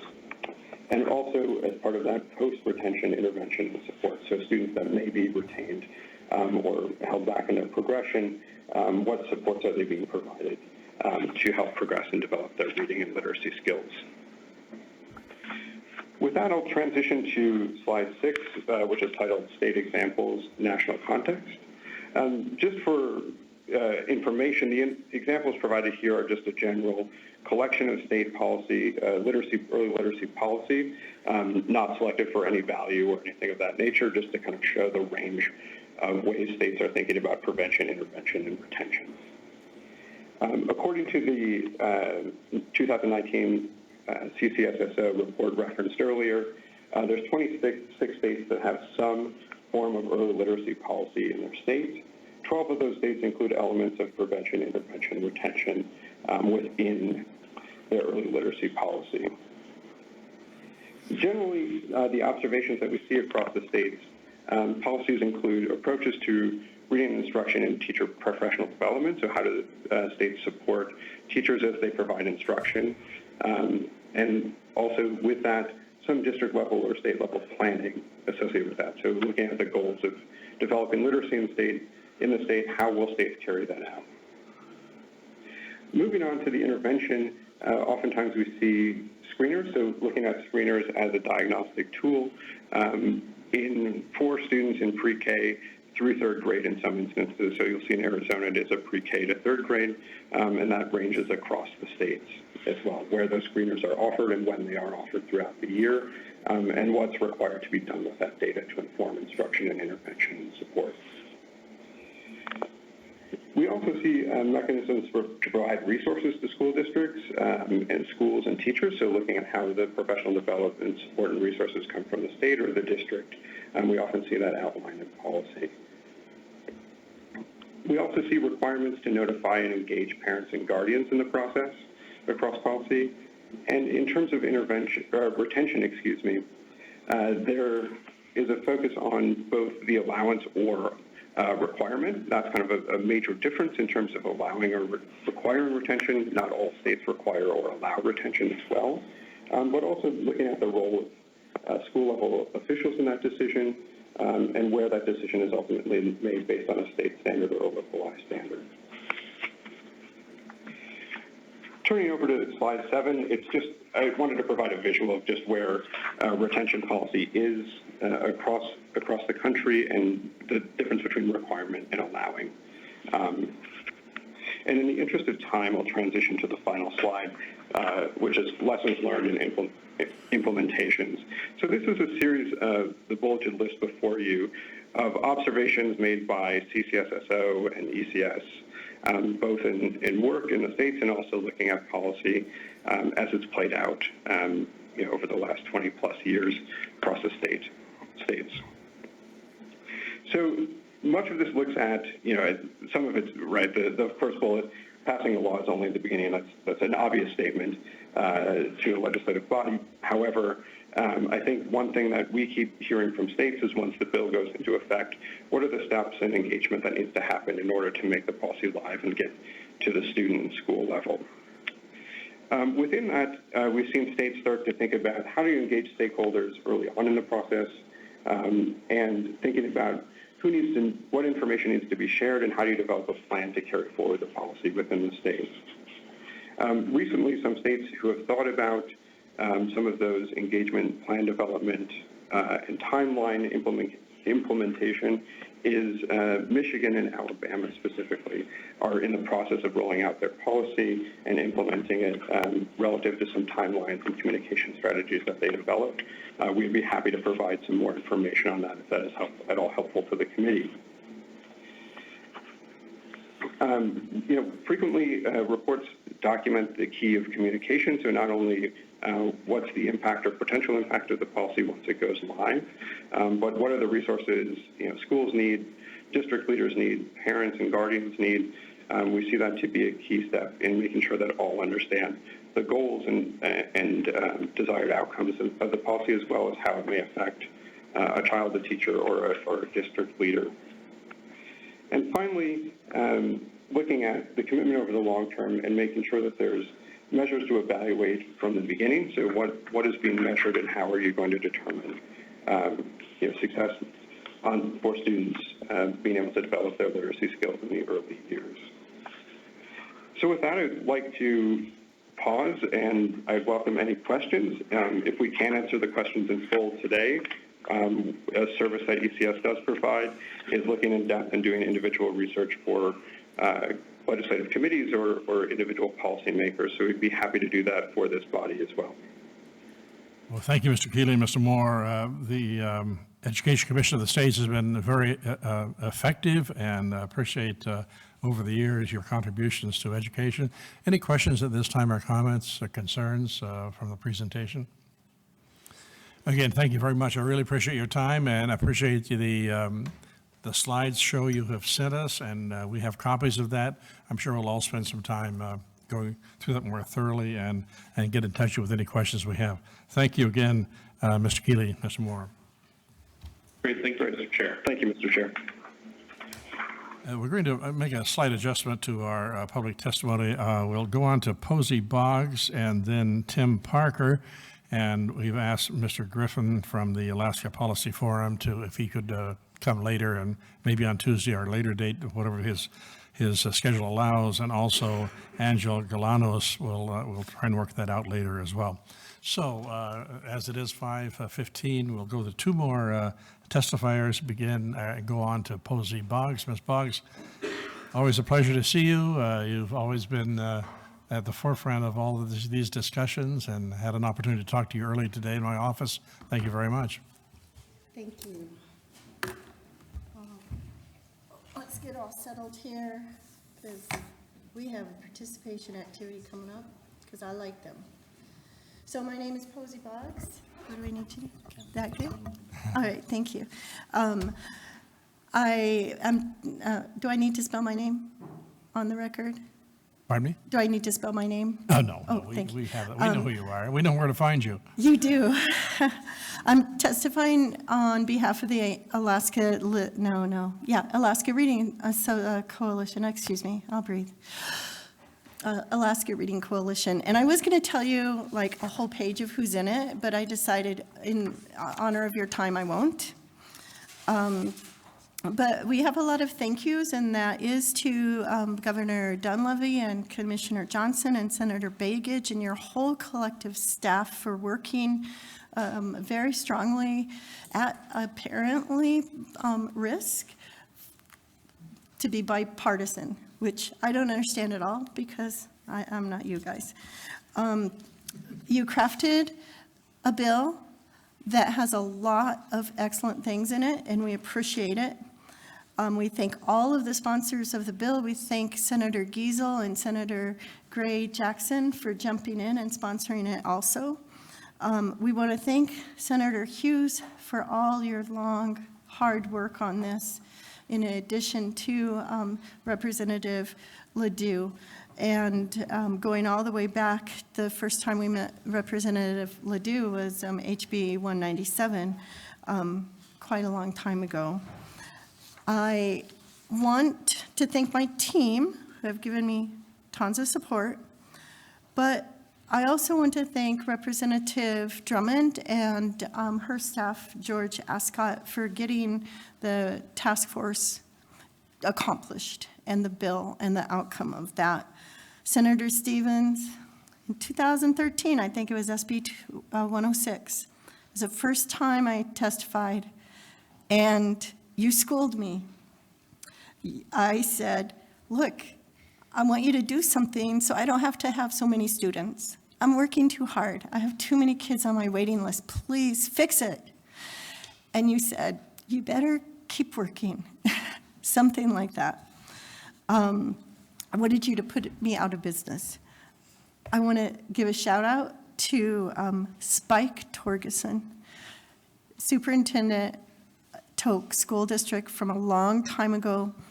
I've met him around 2000, maybe the end of 2013 during the Governor Walker transition time at the Education Transition Committee, and I walked in, I had my big Literate Nation book, and he walked in, he sees like just moms, and he says, what are you doing here? And I handed him this tome, this big. The first part was a story, the second part was model state reading legislation, and he goes, oh, this is interesting. 2 weeks later, he called me. And he said that that book and the knowledge of evidence-based reading instruction was what was missing from the Moore case. It was missing in the knowledge of all the people working on it, the educators and the judge herself, Judge Gleason herself. And so I do thank him very much. But we're going to jump to, darn, Senator Coghill's not here. This was for him. My daughter lives in Healy, close enough to Fairbanks. And what I wanted to do was give an example of what the heck this animal called phonemic awareness is and phonological awareness. Because if you don't feel it, you won't understand what it is different from phonics. And it's very different. So we're going to go ahead and do it. And I do this with my 4-year-old grandson, he's almost 4. And it starts like this. I take him to the cupcake store, and I buy him a nice big cupcake. He's so happy. And I say, Jackson, say cupcake. Let me hear it. Cupcake. Jackson, say cupcake. Don't say cake. When he's 3 years old, he goes, I don't know what you're talking about, cupcake. But now that he's 3.5 years old, he says cake. That is phonological awareness. Did I use any letters? No. It's oral language. And I know a few weeks later, he's up in Healy with his mother and father, and he's telling them, Mom, say cupcake. Don't say cake. So it's totally age-appropriate phonological awareness. But now I'm going to give you a hard one. Say late. Late. Say late, don't say oh. What's left? Ate. Like I ate something, right? I'll give you an even harder one. Say feet. Say feet, don't say eat. Exactly. And then, this is the last one I'll torture you with. Say done. Instead of duh, say run, exactly. That is what we're talking about. And phonological and phonemic awareness is critically important. It's not enough, but it's been missing in our teachers' education, professional development, ever since it was discovered. We had a nice conference in the fall. It changes the brain, this phonological and phonemic awareness, and it's totally appropriate, but we get pushback on it, mostly from preschool teachers and early educators, because they think that it's not, I don't know what they think. It's either not necessary, or they're not trained in it, or they think it's direct instruction, or they think it's not age appropriate. It's oral language, and it is. And it's just, they don't know what they don't know. So I will get back to my regular. Sorry. We are very grateful for the bipartisan nature of how the Alaska Reads Act was developed. It is amazing, and but it's not unusual in reading bills. Across the nation, I did a real quick survey of my peers, and about 15 states immediately, within a couple of hours, told me their votes on the reading bills. Almost all of them were unanimous, with just a few nay votes, occasionally on some of the bills. And this is across the nation. So with 15 reading and dyslexia bills, that was unanimous. So it feels really cool here in Alaska to see the bipartisan nature, and we thank everyone for that, but it's actually not unusual with reading bills. So thank you. Ensuring that our kids learn how to read, it is morally imperative. We can't have a democratic government without it. If we don't teach our kids to read, they can't read original documents. They can't read the Constitution, which is written above a 12th grade level. So if we're not producing readers, how can they read the Magna Carta? How can they read the Bill of Rights? How can they read a statute? So this is very, very incredibly important, and we can't let our kids be sidelined from all of that great information. I'm going to skip in honor of your time, and I'm going to say this. The adults in this state have a choice. We have a choice to do what is comfortable for adults and what we've always done. We can turn to the same people we've always turned to. We can hire the same interventionist that got us right where we are right now. So if we do that, we're going to cause a delay in the implementation of this bill, and we're going to cause a delay in our students learning to read. We need a highly defined comprehensive reading plan. No wiggle room, no wishy-washy language. It needs to be defined, or we, again, will delay the outcomes. We need to use every tool. We need to think outside of the box. But most importantly, we need to teach superintendents and principals, especially, how to recognize when they are being exquisite consumers. They need to be better consumers of reading instruction, because they don't know what they don't know. And so they can easily get bamboozled by reading instruction that is not going to work and not evidence-based. I remind you that in Arkansas, the vendors just put a sticker on the same old reading instruction, and districts who, bought that curriculum, they're stuck with it for 7 years. So our superintendents and our principals have to have better knowledge. Turning to a few things about the Alaska Read Act, we do have some specific recommendations, and we've created a document that we hope will be uploaded. It has alternative statute language, it has our rationale or rationales, and it has publications that back up those rationales. One of the most important features that I'm really excited about is the universal preschool.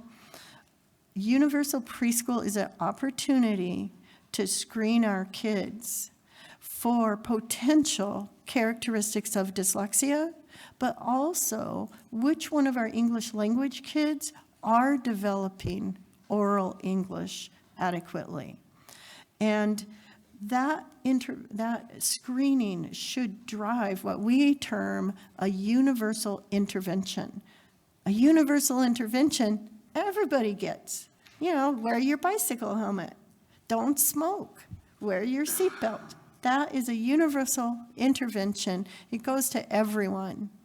And in preschool, it sets kids up to really be successful in kindergarten and first grade and second grade.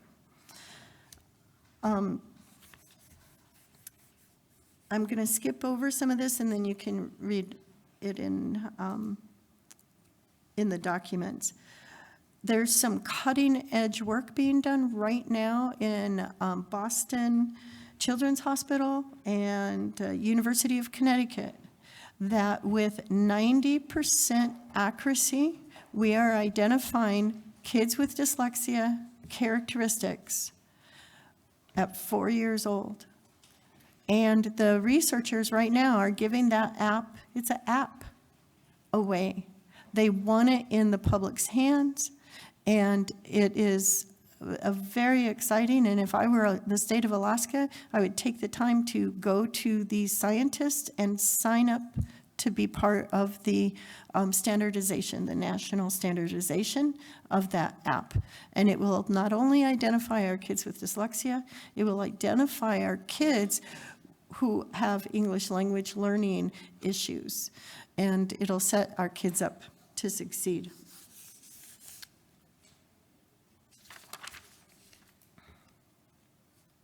Wow, I'm getting through this. We do have some work to do. There's conflicting terminology in the bill, and I really hope to help take some of that conflicting terminology out, and I'm more than willing to do that. We need to emphasize that this is a reading act, not a literacy act. The problem with the word literacy is it gives wiggle room to not pay attention to reading. I can't even define literacy, and I worked real hard at it. I can measure reading. That's why scientists love reading, because it's easily measured with very tight metrics. But literacy, who knows what that is? English language arts, I'm not sure I know what that is either, but reading is reading. Reading is scientifically defined in the Federal Register, and I can give the statute and all of that, but I won't take the time. It was delineated in the Reading Task Force and Dyslexia Task Force report. Look at that, I'm omitting all of this. If Alaska chooses to follow the true intent of the Alaska Reading Act by cleaning up the weak language, we won't be delayed in the implementation of a comprehensive reading plan. It appears that the most controversial issue surrounds retention. We're not in favor of any hard retention. Where children themselves, parents, teachers, and principals, and superintendents, and school boards have no choice. We don't see the logic in it, but we're not going to fight a soft retention. We're not going to fight that. However, we do not understand the logic of it. I use the word logic very specifically, and this is why. States with retention policies, Florida, Texas, Mississippi, were well into their implementation of their comprehensive reading plan, some more than a decade, before they pushed the retention button. And we've never had a comprehensive reading plan. So what is the basis for having retention when we've never had a reading plan? We've never had our teachers supported well enough, or our school district supported well enough.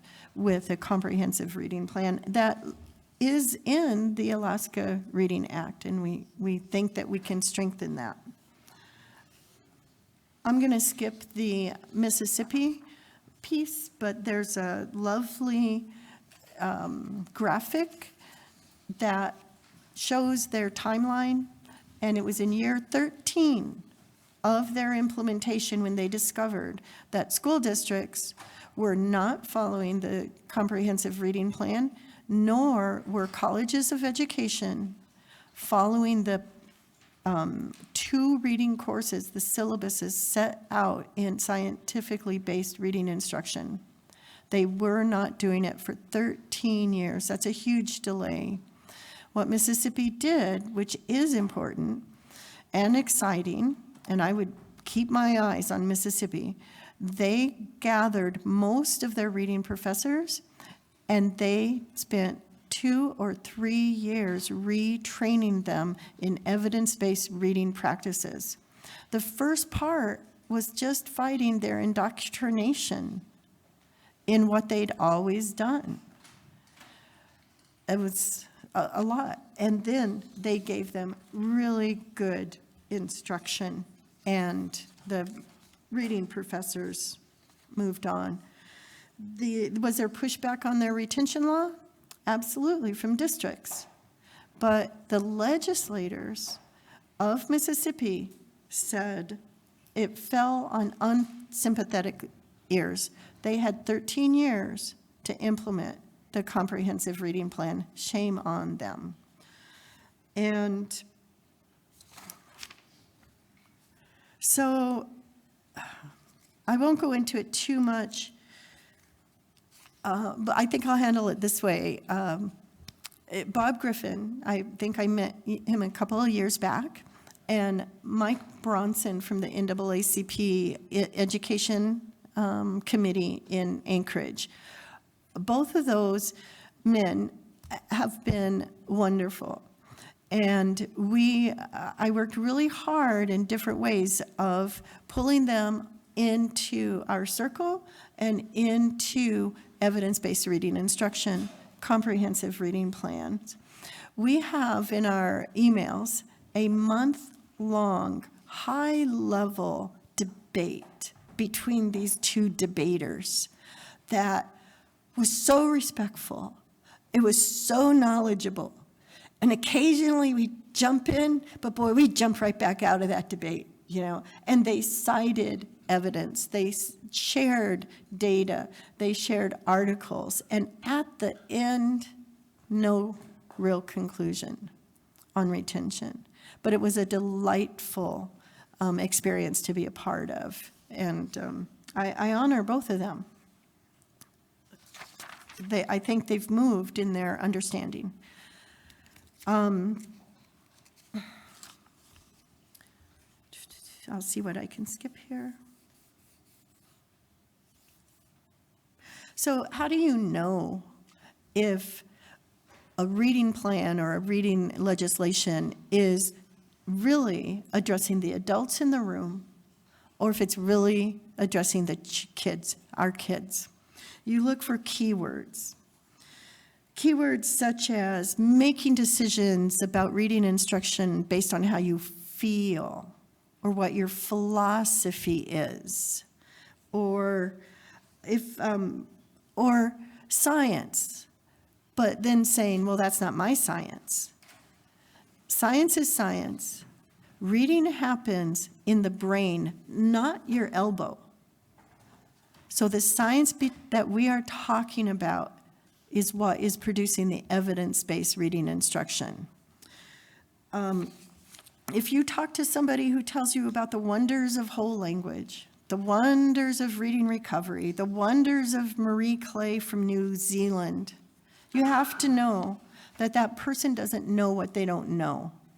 And if they're indoctrinated into that and so committed to it, then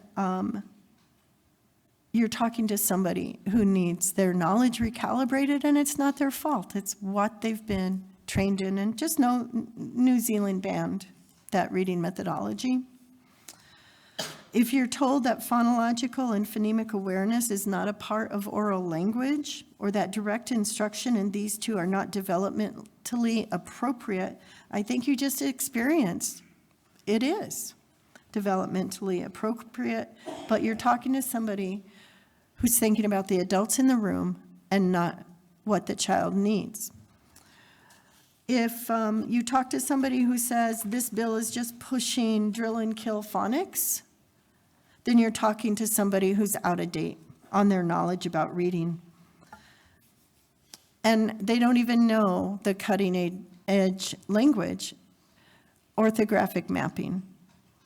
So if they don't know that one, then they're out of tune with the evidence. If we're talking about how a program was implemented in a district 10 or 15 years ago or 20 years ago, you're talking to somebody who has not updated what they know. How we implemented something that many years ago is totally different than what is being implemented across the state.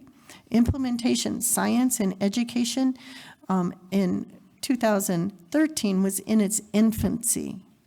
We didn't have data on how do you implement a program. So what the method for implementation from a long time ago is not the method that should be used today.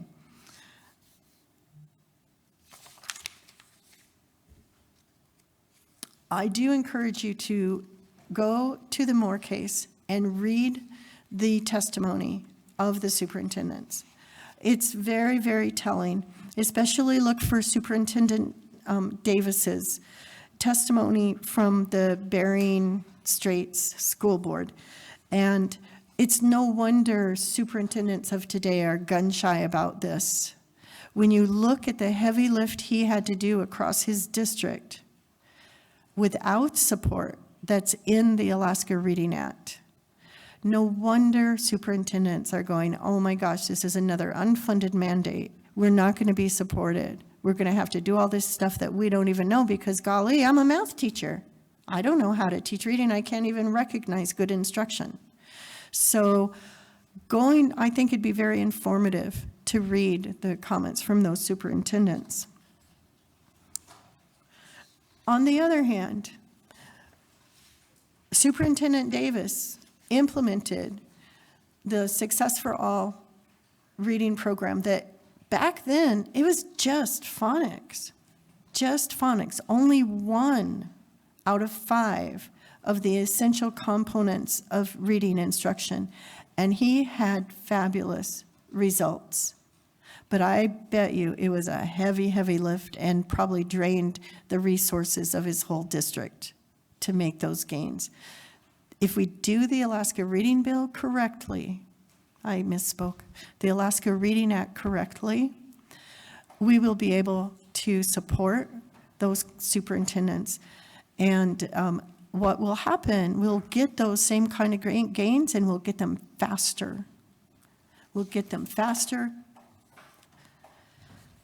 So I encourage you to banish these sorts of soft words about reading instruction.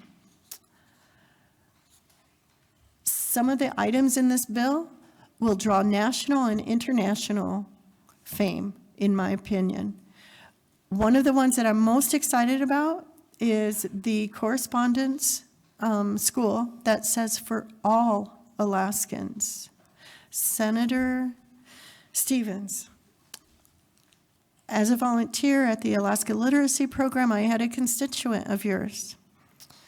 And this person moved and left Kodiak, even though he'd been there for families, tons of family.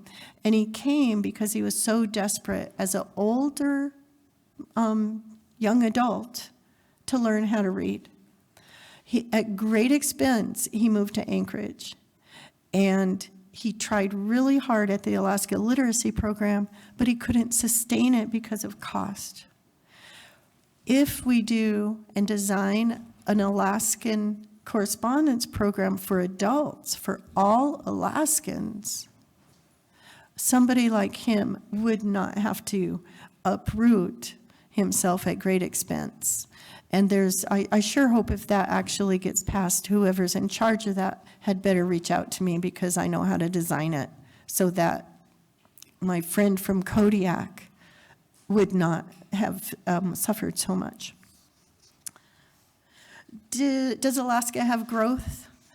Sure, in small enclaves, perhaps. However, I want you to watch out for the misuse of growth statistics when they are presented independent of achievement statistics. You got to be careful there. And I also caution you about, and we look at this very carefully every time we get presented data. We go to it's the IES, it's the federal government, because they have something called the 7 canons from the National Forum on Education Statistics, and they're ethical standards. And so any data that is presented to you, there's some checklist things you need to watch out for, and one of them is the manipulation of the x-axis. On an x-axis, if you don't show the lowest kids, let's just use a number on a scale from 0 to 100, and you only show the 35, you start your scale at 35? What the heck about the kids who are under 35? So really make sure that you're watching out for that kind of data.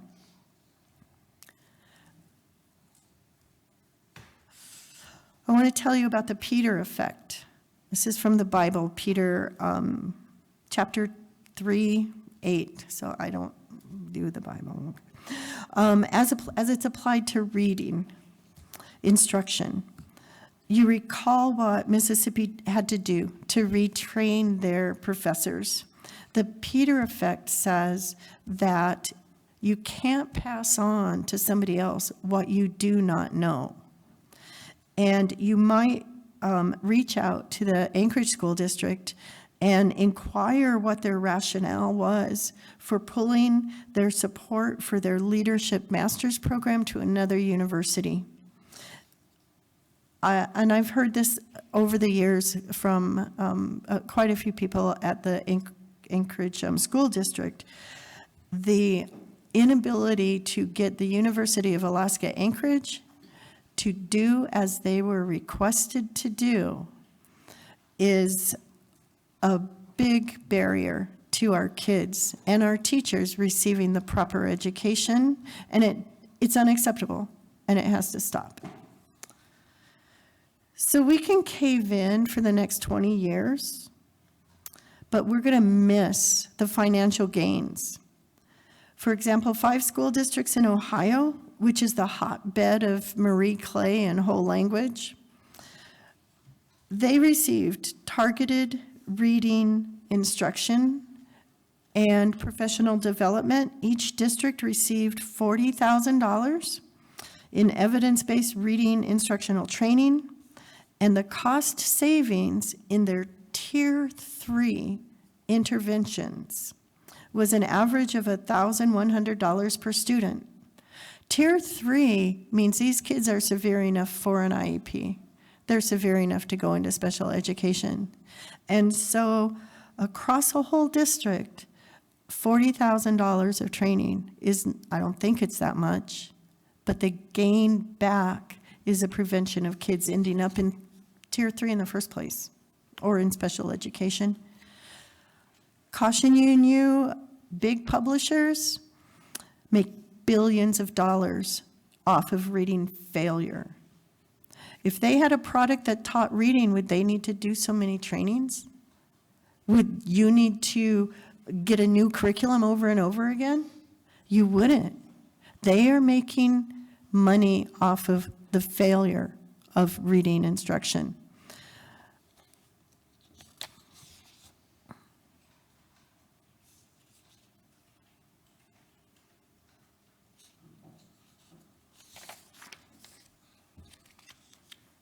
I advise you to listen to the full interview with Emily Hanford from the American Public Media Outlet.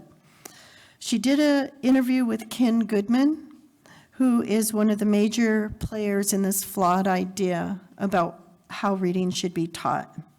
He, instead of teaching kids how to read, he's teaching kids how to be a poor reader. And that is infused in our reading curriculum. So in some ways, I have a heavy heart that some of the language in the Reading Task Force report was not infused enough in this bill. When the report was turned in, that very next week, we submitted a very drafty omnibus reading bill. And that was it. We didn't hear back. And I think this bill could have been spectacular had we been, consulted. I waited all summer, and it's like I didn't know what to do. We absolutely commit, and we look forward to working with you, with the senators, with the representatives, this whole process, the Department of Education. We're not going away. That whole page is the Alaska Reading Coalition. It has a huge range of people. And we can make this Reading Act spectacular. We have to, and I'm going to tell you why. I think before Christmas, a veteran special education teacher reached out to me, and she said, I have this young second grader who is brilliant, cannot read his own name, knows maybe 10 letters, knows maybe their sounds, has excellent phonemic awareness. Very unusual for a student with dyslexia. Very unusual. Only about 15% of dyslexic kids have excellent phonemic awareness. So she makes it okay. I go into the classroom and I meet this student. And I do my thing. I kind of feel things out. I check him out. And I say, oh, okay. I'm going to teach you, Miss Teacher, how to do orthographic mapping. That's what's missing, I can tell. And so I showed her, I only saw her one time, maybe a total of 40 minutes at the most. I showed her what it was and what to do with this young student. And she called me about 2 weeks later, and she said, oh my gosh, her student knows many more letters and their sounds. And I go, oh good, and he can read his name. Then she called me a week later, and she said that this young student ran into the classroom screaming, I can read, I can read. And I feel bad for him because he's way behind. But going from not being able to read the word cat or run or dog to being able to read that, and I just gave her this tiny bit of missing information. That's all. That's all. And this boy was so, so happy. And this teacher, veteran teacher, was going, why didn't I know this? Why didn't I know this? So it's a wonderful story. It's a wonderful, thing. I've had, when I go to a classroom of a middle school teacher, and she let me come into her classroom, and I just sit and I watch. I'm not going to, tell her what to do, but when after I'm observing, I go, oh, well, in your process, what you're already doing, this is how you can bring in the evidence-based instruction. Here, you don't have to change what you're doing from a curriculum. You have to know how to leverage it. So this is about teacher knowledge. Our state may not have the expertise to meet the needs of our, the State Department of Education for sending these coaches into the districts. They may not have that level of expertise. There's options to get it quickly. And there's methodologies, and also if we think completely out of the box, we can do something really unique in Alaska. I'm here for questions, but I know that it's not timely. Thank you very much. Thank you. Posey Boggs, I really appreciate your comments always, and I know you will follow this bill as it progresses through the legislature. I can guarantee you that, at least as far as I can guarantee anything, is that when this bill leaves this committee, it will have a realistic fiscal note on it. It's not going to be unfunded mandate. I believe we're in the right position to make sure it's properly funded with the governor on our interested, the commissioner's interest, and everyone else's. So we'll make sure that when it leaves this committee, at least, it will have a realistic fiscal note on it. Thank you very much, Posey, and I'm sure we'll be in contact as this moves along. All right. Thank you. I do appreciate those others who were going to testify that we weren't able to get to, particularly Bob Griffin, who flew down here specifically to be here. Bob, I greatly appreciate your involvement from the last State Board of Education, last Policy Forum, and Bob has agreed to possibly return on Tuesday to give his testimony. Tim Parker, again here, I assume for this and other reasons, but NEA Alaska, sorry we weren't able to get to you. I understand we might be able to work that out on Friday, so we'll make every attempt. We also have Ann Galanos, which will work with us as well to do a teleconference with her and Alex Frazier. So at this point, I'm going to set Senate Bill 6 and Senate Bill 151 aside for further review. And if there's no further business coming before us, thank you all for being here, and we're adjourned.